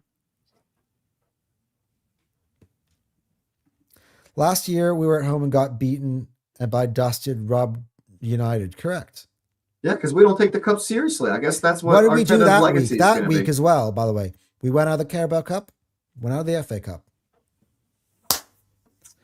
That's what pisses me. That's why I'm upset. Because in this year, I thought that week like that would not happen, and it did. Okay, we ready to read this one? I'm telling you, United even worse than the Southampton team last season, and you played at home and you were down to 10. Yeah, it wasn't a good story, Arun. It was nothing good about it. Yeah, I'm not gonna glaze that. I'm mad on that day as well. For 6 years, Arteta couldn't win any trophy out of 24 trophies available. The biggest undoing for Arteta is he's stubborn and arrogant and can't learn quickly from his mistakes. See, I don't like the way that you framed this. Because for me, again, as I said, look where we were when he picked us up and look where we're going. Yeah, he hasn't won us. There's some truth. There's some truth to the very last bit. He definitely gets stuck in things and is slow to adapt. There is truth. But in the not Premier all League, the we're 9 time. points Not clear. every time. Not all the time. But in the Premier League, we're 9 points clear, right? We have made it past the last 16 3 years consecutively under Mikel Arteta, which under Arsene Wenger, we went about 12 or 15 years without having to get out of that round. Like something fucking fucked, right? Well, we were there like 20 years in a row. Yeah, but we couldn't get out of the last 16. That's because we kept drawing Bayern, and it doesn't matter. Keep going. Hey, doesn't matter. Keep going. But that's the difference, is that we are them, right? Like this time it is Leverkusen who are drawing Arsenal, the team at top of the table. That's because we are Bayern and Barcelona. That's why they're not there. They are. Right. But that's why they're not there from that perspective where it's like, oh, wow, this is where our season ends. This is why the new camp thing, everybody's all talking about. I'm not as scared because I actually think we're a better team than them. But I'm not scared. I think if we play well, we'll be fine. For the first time ever, like Lionel Messi ain't on the other side of the pitch. Neymar ain't on the other side of the pitch. Pedro, Ibrahimovic, David Villa, Busquets, Xavi, Iniesta, Jordi Alba, Puyol, Valdez, Dani Alves. All those were the players who were playing against us when we played Barcelona at the new camp.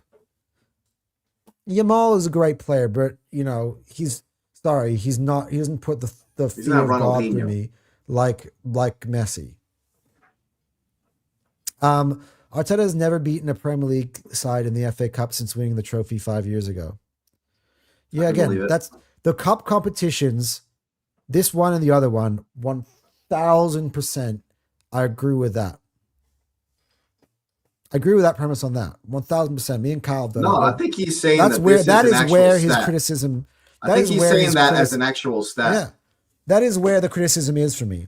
But I'm talking about winning trophies out of possible 24. Arsenal have been building up to try to win the biggest ones, the big ones. And I think we're on the cusp of one. I think we've actually almost basically done it. It's only about the little details here. We're on the brink of the Premier League and the Champions League. Let's see. We have a good performance against Sporting. I want to win and beat them home and away.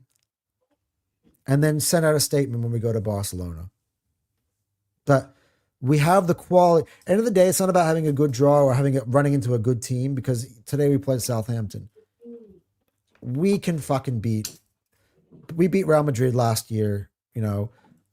We can beat these teams because we are the best in Europe. We finished first for a reason. We beaten Bayern Munich 3-1 at home. So for me, again, you need to come to the mentality of we are the big boy. I know we haven't won the trophy, but quality-wise, we are. when everyone's fit. The Arsenal today, this is why I'm saying the Arsenal today is not Arsenal. It's our second/third string with Gabriel in there for me. That's an Odegaard. The rest of them, not starters. Pep Guardiola just drills his players to master 100% basic football skills, like holding the ball, control, possess. Agree, but where was that in the Champions League against Real Madrid? Where was that? This is where, like, we're going to glaze Pep this season. Like, oh, he's been perfect. This is the way we always do it. Every time Arsenal struggle and City have a good... It happens that just they always kind of coincide. Oh, Pep is so amazing. Okay, yeah, he'll win a FA Cup and the Carabao Cup, but he can't win the other two, the big ones. In the, like... Yes, I agree in his pomp, but this Manchester City team isn't doing that. I think that you're rewriting this season if you believe that.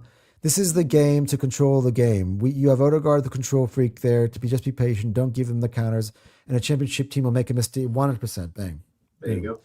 I criticize Arteta for the same mentality I was criticizing you and Positive Dan. We are winning. Don't fix what is not broken. We needed to acknowledge and fix holes before they came back to bite us. Well, we unplugged the holes that were already plugged today. That's the problem, is when you have something that's working. And we changed it. So we did try to fix what was broken. That's why we lost today. Yeah. We played to 2-10s, which everybody's been, oh, why doesn't he ever play with 2-10s? Well, I was thinking more along the lines of we played a weakened defense, and that weakened defense played below the standard that they should be at anyway, which isn't at our highest standard. So we played a weakened defense, and we expected this, and we got this. I will say it for the 1,000th time. The reason why me and Dan have had so much chest throughout the whole year is not because of our attack. It's because we have the best defense and midfield combination in the world. We have the best control, stability. But when in games where we execute that, a lot of people are... If Saliba plays and Mosquera plays right back instead of Ben White, we win this game. By the way, it's not like our attack is fucking phenomenal. This is our front three today. Martinelli, Jesus, and Max Dowman. Max Dowman. What are we doing? It's an FA Cup. Move on. I've already said what are we doing about 37. Yeah. It's kind of circle logic. If you train your defensive muscles 6-7 days a week, of course, when you need to rely on your offensive muscles, it's not going to be strong enough. It is strong enough. But they don't not train the offensive muscles. They do. It is strong enough.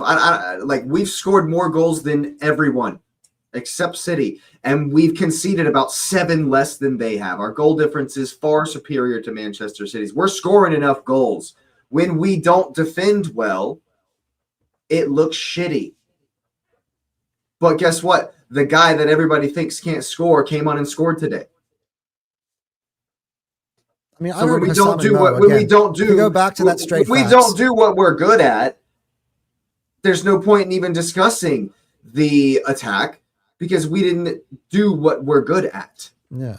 I'll go back to the straight facts with Hissam and Mo. Arsenal definitely need to address the attack, but it doesn't need to be that we completely recreate it. Like we have just paid Bukayo Saka $300K a week, not for him to be our backup right winger next season. For who did Hissam say? Ousmane Diomande? I mean, I was like, the front three next year would be Ousmane Diomande, Alvarez, and I forgot who was the other player that he said he put in there. Like no. It'll be Saka, Gyökeres, and please God, Kvaratskhelia next season. Good question. Kvaratskhelia or Alvarez, if you can pick one. Well, if I had to, yeah, I want both. But if I had to, it'd be Kvaratskhelia. Yeah, because for me, you can still keep Havertz. We still have Havertz. I'd rather not, but yeah. No. Or you also got Eze can play. I've never been Havertz's big fan. But No, A big Kvaratskhelia fan changes the of game for me. Havertz. If your front three is Kvaratskhelia, Gyökeres, and Saka, Yeah. that's That would cook. that's dangerous. Even That by the would way, cook. with Eze, Gyökeres, and Saka, which is why it pisses me off. I was literally doing backflips on the day we signed Eze because I'm like, look how amazing that front three sounds, and it hasn't fucking played together yet. Not once.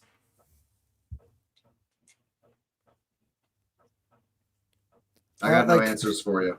That's the other part about it is like, I can't say the attack is broken when it's never played. It's disjointed. The timing is off. Players aren't available.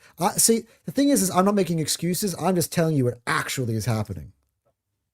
Rather than making foregone conclusions.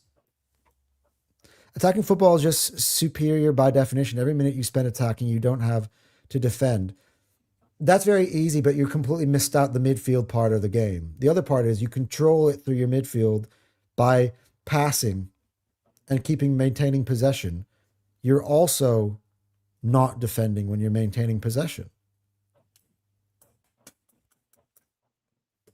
But by the way, attacking, shooting, and here going with the bar out for a goal kick gives the possession back for the other team.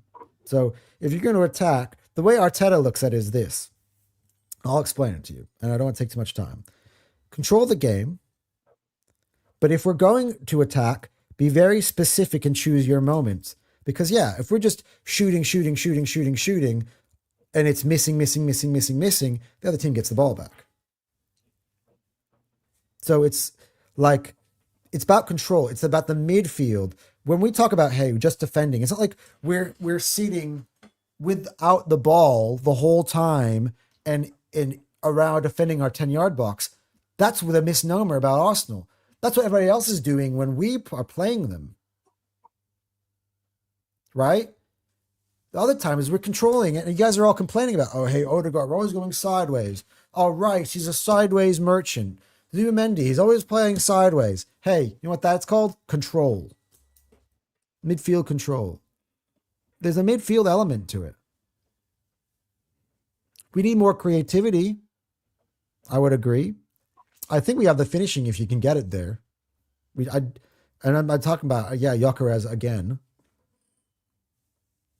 But again, James pointed out, I actually want to bring up James's tweet because he said this well. And we're gonna move this on, but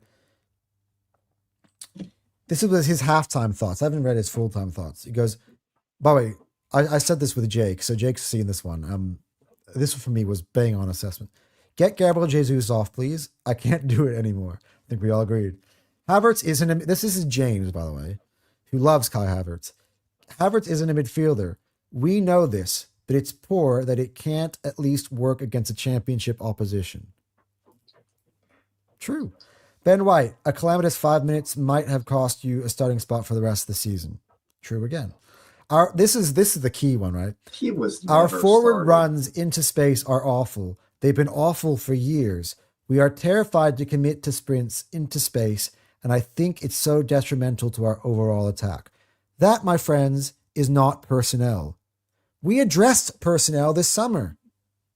Eze and Gyökeres, were they at Arsenal last season? I disagree with that statement. Kai Havertz and Jesus don't run into space behind the line. You know who does? The guy that's got more goals than anyone. That's who. By the way, he's gonna hit the 20 goal mark on Tuesday. The guy that has more goals than anybody else is the one making the forward runs. Go figure that. Why wasn't he playing? Why didn't he start? What are you doing? He did score. That's what I love. He came on and scored. Like, what are we doing, man? The guy just took his nation to the World Cup. I'm just baffled, man. Keep going. I'm sorry. I'm just going over the same shit. I get same invective. I apologize. Just keep going. Yeah. No. Odegaard looks busy, but I'm not fooled. Safe effort to the keeper, then scuffed the best chance of the game, and isn't doing enough to open the game with creative or penetrative passing. But in his defense, he's doing more than most. That's exactly how I would have said. You can tell his absence is there, but it's not fully what he is. But to be fair, can I name that front three again? Martinelli. Now, Max Dowman, by the way, let's go with Martinelli and Jesus. Max Dowman, I'm not going to shade because he was our best player again. But Martinelli and Jesus, what is this? 2002? I don't understand. I don't understand it. Why are you letting a kid show Where's you Leandro Trossard today? I get it. Eze's injured, right? So whatever. I'm not gonna beat that horse. Where's Leandro Trossard? By the way, Martinelli wasn't that bad today, by the way. It was okay. Yeah. I have an exceptionally low standard for him, though. So yeah, it's true. Didn't your team lose at home to Brighton in 1998 in the FA Cup? No, 1998 is part of Aroon's name. Oh. So Asif is just bantering him because they went out to Brighton in their first attempt in the FA Cup this season. Oh, I'll let you answer these then. Here, read it. Yep. He's talking about Liverpool, absolute shit show today, lads. My condolences to us as well. Yeah, it was from both sides, from both Liverpool and Arsenal shit shows. Yep. If we want to play a round ball, we need quality on transition and lethality in front of goal. We have neither at the moment. I agree. That is the second part. I agree with the first part, quality and transition. We have lethality in front of the goal. Victor Gyökeres is scoring goals. I'll keep banging on about it as long as he's banging them in. See, this is, guys, and I don't want to sound like I'm a fucking know-it-all, because I'm not, right? And last 2 games have been a massive humbler for me, right? I'll be the first to admit it. But one thing that I will hang my hat on the whole year, which is why I never, not once, joined the Victor Gyökeres hate club, because I knew that this is where we would be eventually. And now I have and Jake also never joined the Victor Gyökeres hate club. And now we have the absolute ability now to rightfully realize, hey, maybe he wasn't the problem. Maybe we should have persisted with him a little bit more, which we did. Because now, again, he's dragged his nation. He is, here's the thing. When Alexander Isak and Kulusevski get back from their injury and they get to play in a World Cup, they should go all the way to Victor Gyökeres and fucking shake his hand. Kiss his boots. Thanks, bud. Yeah, for real.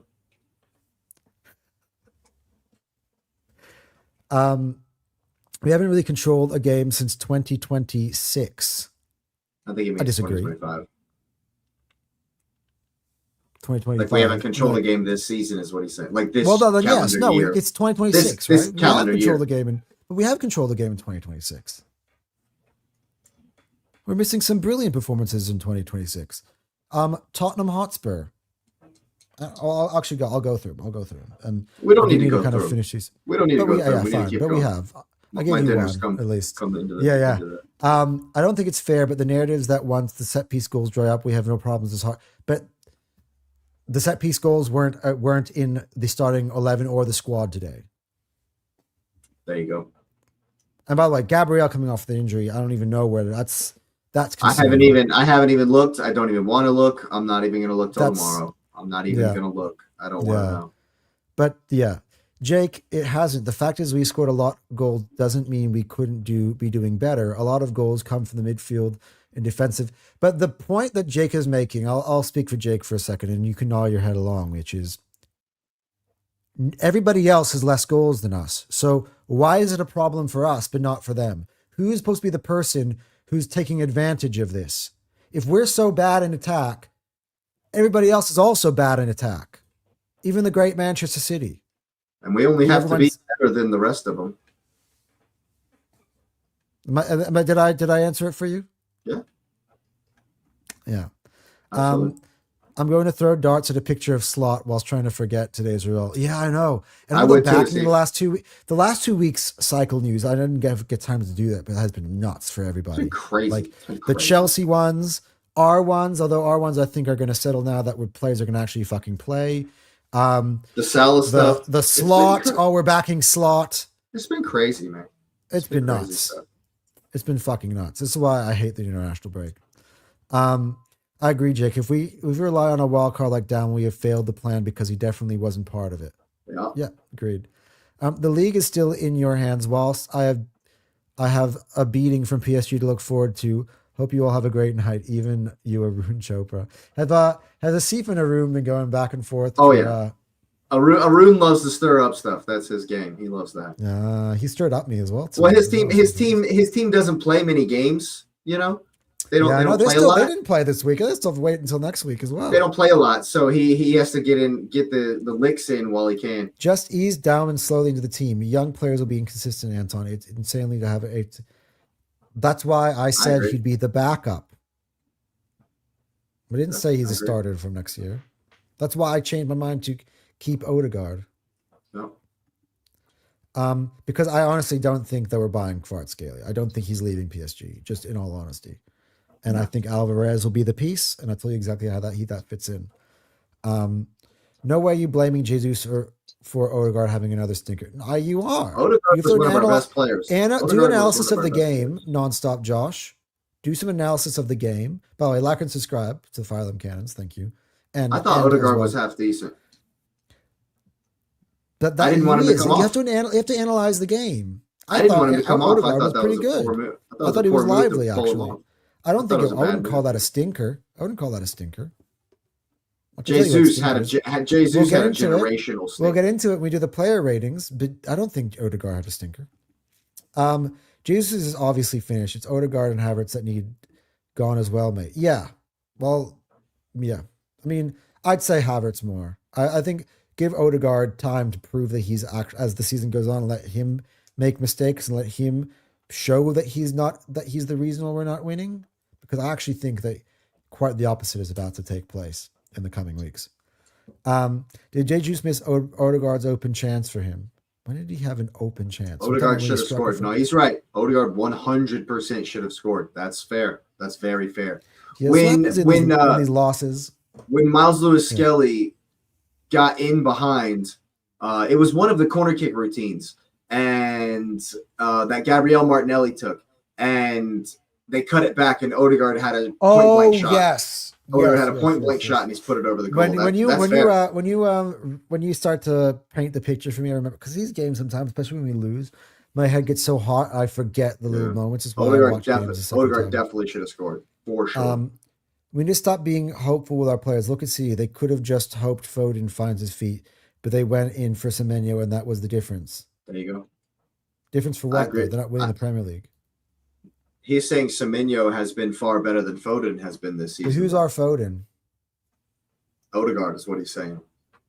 Yeah, again, we have Mepre Chieze. He was on fire before he got injured against Leverkusen. There you go. Right? Like, what did Havertz do today other than that single? Nothing. Guard there with you. Fuck, man. Why are you not trying so hard to justify Odegaard? Because here's the actual thing. Here's the actual thing. Here's the actual thing. He's the club captain. He is not going anywhere. No matter how many fans scream, no matter how many fans say he's shit, no matter how many rivals pile on, he's not going anywhere, okay? And he is integral to this team. He is integral to what Arteta has built, and Arteta believes he is integral to this team. He's not going anywhere, okay? So we need to continue to build around him. And also, Eze is injured. Wanyeri is on loan, and Havertz is shown to be competent and incompetent in that position. He's already started there anyway. Who plays there? There's no one else. There isn't anyone. Because we've purposely done that. You put Zubimendi, Norgard, and Havertz. That's going to be your midfield three. Please, today. God, no. Please, God, no. No, it should have been Zubimendi, Norgard, and Odegaard. But Norgard can't play in double pivot, so... There we go. It should have been Declan Rice plays his ass today, but he doesn't. And he better be man of the match, which he won't be because it'll be Gyökeres against Sporting. Yeah. If you make a case for a player based on a few good moments of quality, you can just build as strong of a case for on his bad moments. They're new, stronger. He was talking about you justifying Odegaard staying is what he was talking about here. Yeah. Look, it's because I know that Odegaard right now, as you said, it's back to the whole Jesus started up front thing, right? And the fact that I need Max Dowman, who probably eventually will be our 10-year player in that position, not ready to play there yet. So what do I put there? I got Eze, I can rely on that side, but I've got issues on my left-hand side. Maybe I'm in denial and Eze will never play there, and we just need to buy a left winger, and that if we do that and sell Odegaard and rely on Eze, it's fine. But then if you sell Odegaard, and as you guys all are telling me that you can't rely on Max in that situation, where we are now, where Eze's not available, what do you do?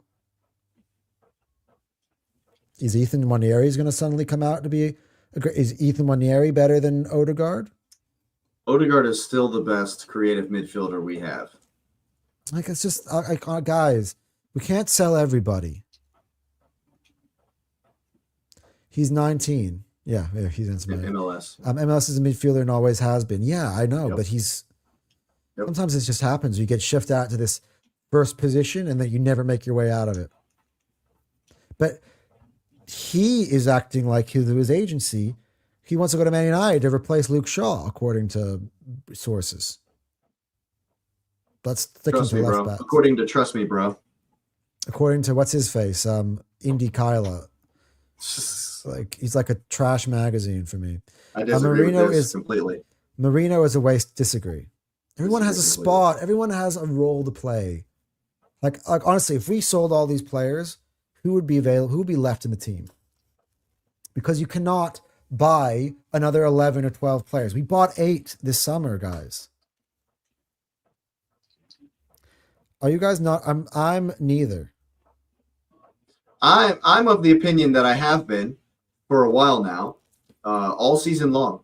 If you don't win a trophy, then yeah, it's time to go. You've failed. I'm saying. But if you win a trophy, it could be the beginning of something amazing. So no, I'm not Arteta out. It's all contingent on results, like it should be. Yeah, absolutely. Bang on. We didn't really give Skelly a fair chance in midfield. It's wild to me that you would choose to protect a player given the chance and throwing it over a talent we didn't really see managed well. Do we think Miles Lewis-Skelly will ever be better than Odegaard in the midfield? Will he ever be better than Declan Rice in the midfield? I don't think he's a 10. Will he ever be better than Martin Zubimendi in the midfield? Like, he's never going to be. That's what Arteta's thinking. That's the question in Arteta's mind. And so that's why he didn't get the chance. So Miles Lewis-Skelly, this is what I'm saying. You're talking about how the great talent. He believes that, which is why he's thinking about going somewhere else, because he needs to go to somewhere where he can play. It's funnily enough, when I heard the Man United link, I'm like, look, I don't think Arsenal's going to sell to Man United unless they give us a boatload of cash. But if he went there, he would start there. They got problems in their midfield. Does he start over, I don't know, who's left after you get rid of Bruno, who won't be there next year, most likely. After, you're probably going to buy an Anderson type of player, but he's got bigger places to go. Tonali's got bigger places to go. Probably man. Who cares trying to solve? We don't need to solve Man U. But I'm saying that he'd get a likelihood of him playing there than at Arsenal. He does. Maybe he has more likelihood to play at Man U than us. Yeah, he can be a rotational guy and win trophies and realize I'm 19 years old and I got many years ahead of me, and then I can be the guy. It's just that's the kind of the stuck situation you're in, which is why I'm saying let's move Max Dellman up to second team next year, because that way at least he's starting to get his feet wet and playing more games, because you can't hold him out of the squad completely till he's 18, because then he's going to be like, yo, guys, where's my game time? So there is a balance you got to strike. Big up, guys. Big up to you, Luke Watts. Love the profile pick. Yeah, man. Victor Gyökeres. He's going to win us the trophies now. I believe it. We need technicality in the midfield. We've got plenty of it. It's just not being utilized correctly at the moment, or not available at the right times. The lineup player for player should be good enough with the right game plan.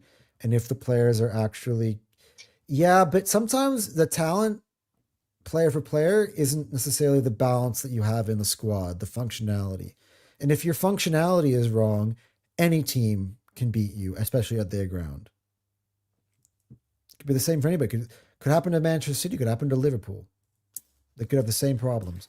It's not always about, sorry, I dropped my pen, but it's not always about, player for player or on paper. That's why I was nervous about the Southampton, because I knew this situation would arise. I really did.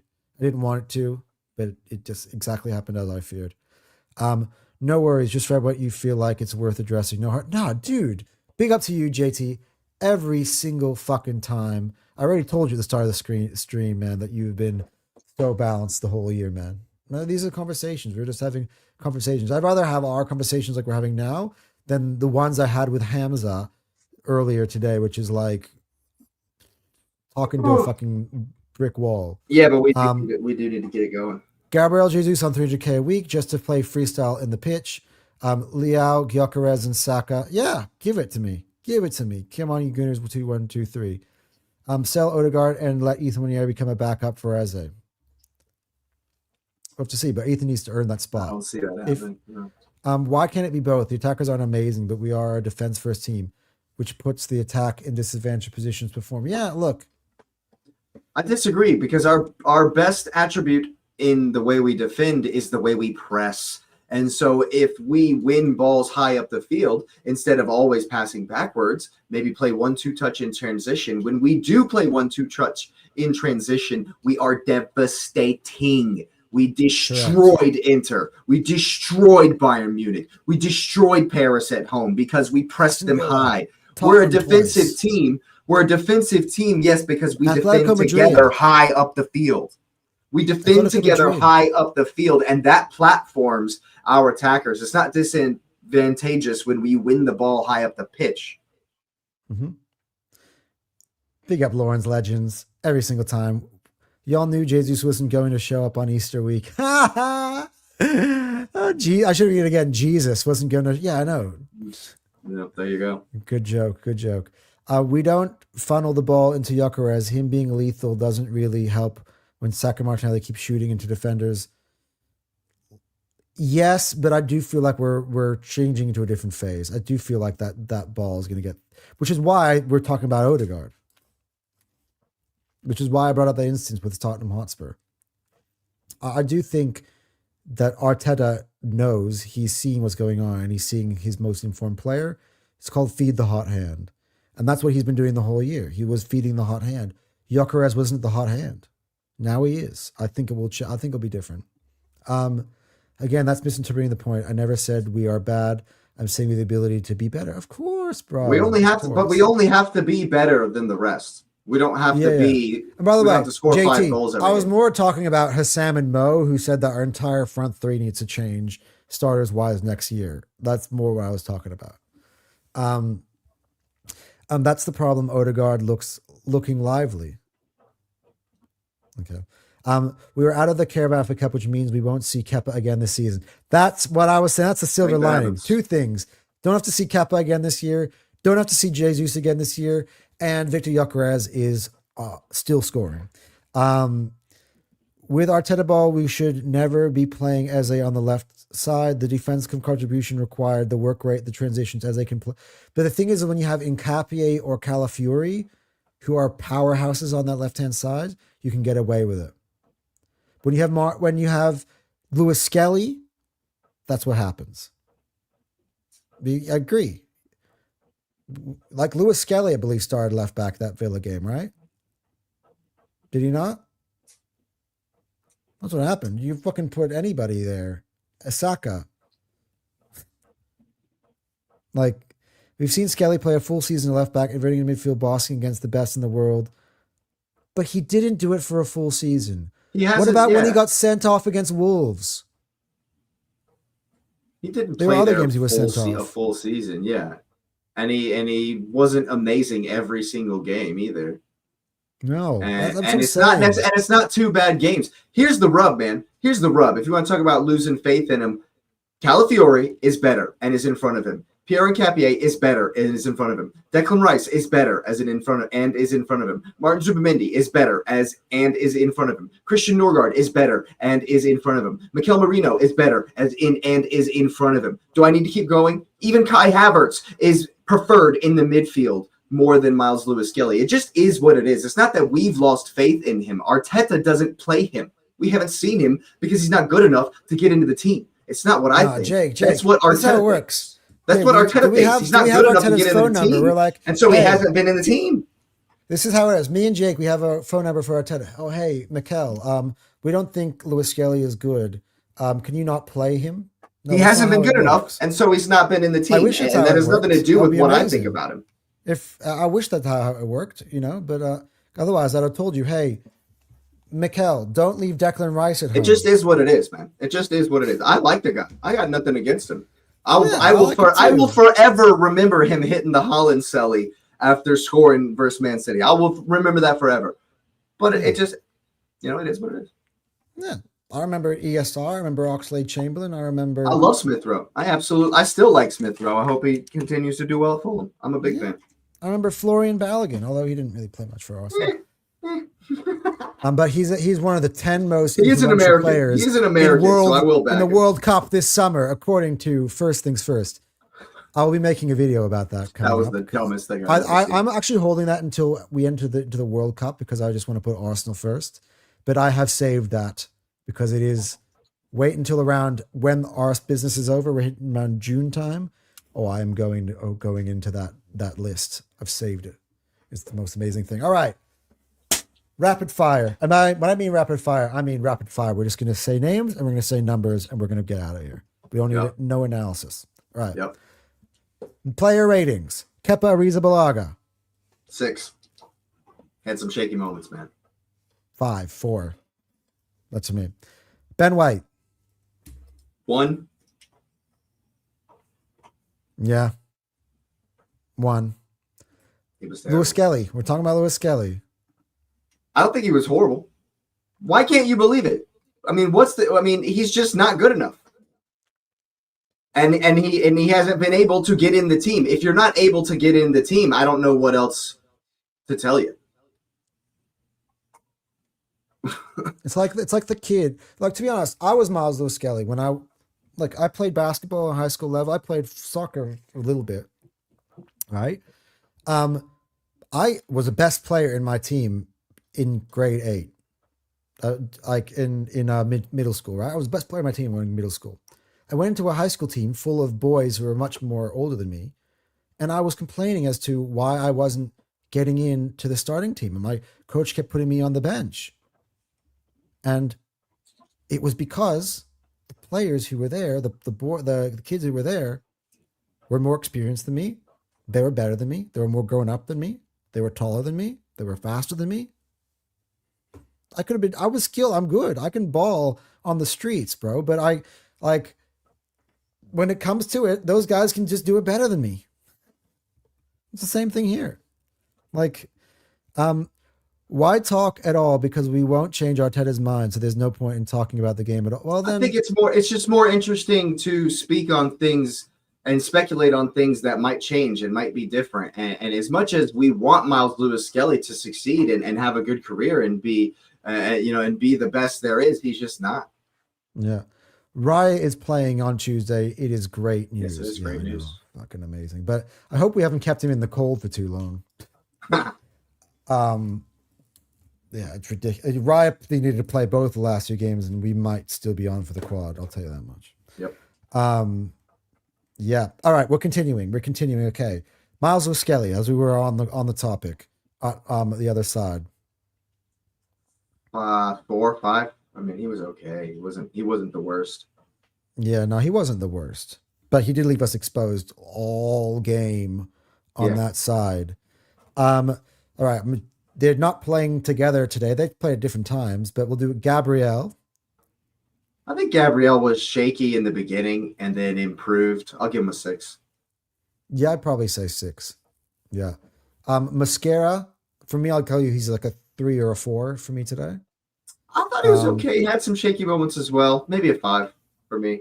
Okay. Jake was a bit more on. He was making me nervous today, to be honest. All right. Well, I'll forget about the bench players today. I mean, they all came on in different things, but except for one man in particular. We'll mention him. Christian Norgard. For me, 4.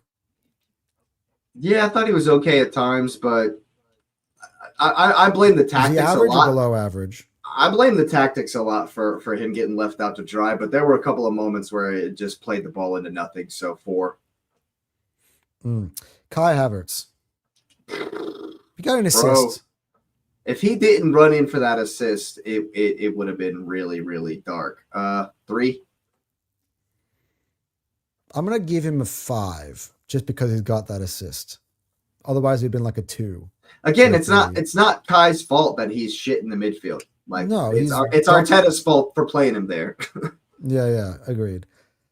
Yeah. I think that's a great spot on. Odegaard. See, this is where I'm gonna tell you guys 7. I actually thought he was one of our better players. I think I don't know why to buy Odegaard a stinker. One of our best. I think 6.5. Yeah, I like that. When we in the first half, when we had that shit lineup, that was my bright spark. When I was like, hey, where is something coming from? It was Max and it was Odegaard, which is why we're gonna come to Max now. Max Dowman on the right hand side. For me, 7 as well, or maybe even 8. But 8's strong because, like we said, he did kind of leave Ben White out to dry a bit. So maybe 6.5 again. Yeah, somewhere in there. So you have Odegaard rated higher. Who? Question. There's no man of the matches, obviously, because we lost. But who is the best player in Arsenal? I think it comes between one of those two guys, yeah? Or the guy who comes off the bench. But in terms of the guy who played the bulk of the minutes, right? It has been between Odegaard and Dowman. I would say Odegaard for me, honestly. There were times where, and I just rating a 6. He's a 16-year-old, so every single nitpicky criticism I have of Max Dowman is because he's a child. It's not because I expected him to be amazing. You know, funny enough, right? The whole year, everybody thinks I'm Gyökeres FC, right? He made the wrong decision. He should have shot himself. That time, Gyökeres was the wrong option. Yeah. But, that's because he's 16. That's why nobody's going to... And I don't want anybody to get him at all. We got to let him... him There's grow no up reason. and There's mature. There's no... I mean, I can nitpick for him. Yeah, I could say at times I thought, aren't you the kid that likes to go at everybody? At times he slowed it up and passed it backwards or whatever, Yeah, I think 7 is fair. I think 7 is fair. I think I got him both. I'm not going to get on Dowman at all. I think he was... I think he played well. All right, Martinelli. I think for me, he was a 6. He wasn't one of our worst players. That's generous. It's a bit generous. 5 or 6. 5. 5 or 6. Jesus. 0. Yeah. Goose he egg. was the worst. Goose egg, bro. Worst. Can we give a negative score? -3? Go for it. -3. You played against us. -3. You actually played. Right. You actively played against us today. And last but not least, to finish off the show, we'll talk about an actual substitute because the rest of them I omitted. Victor Gyökeres. I mean, yeah, 6, 7. He's got to be one of the best. Got to be up there with just coming on and scoring the goal and doing the work. We immediately improved. 8. Do you know why? Fair enough. Because if he doesn't play, we lose anyway. Yeah. There was a chance where we thought, hey, look, we might get away with this. We're going to get through this. Speaking of Martin Tyler was saying, hey, if this thing goes to extra time, you got to think the Arsenal is going to grow into the game, especially some of those guys that they brought on. The more they play in the game, the better they're probably going to get. We got unlucky, but the only reason why we were in the position where we can have that conversation was because Gyökeres, unlike the rest of these guys who were still at Wembley in their tiers, went away to Sweden, had the best week ever, and he's in a great fucking form. He continues. You'll never be able to. I'll never understand. There's nothing that can make me understand why he didn't start. That's what I'm left just scratching my head today. Is like, Arteta, man, you let us down. Jesse. If you're gonna watch my show and message me on WhatsApp, in the group chat, can you at least comment in the comment section and speak to me mano a mano? He's messaging me popcorn and yawn. Jesse, tell me that to my face, please. All right, guys, we've been here for 2 hours. We thought we wanted this to be quickly, and it guess never is.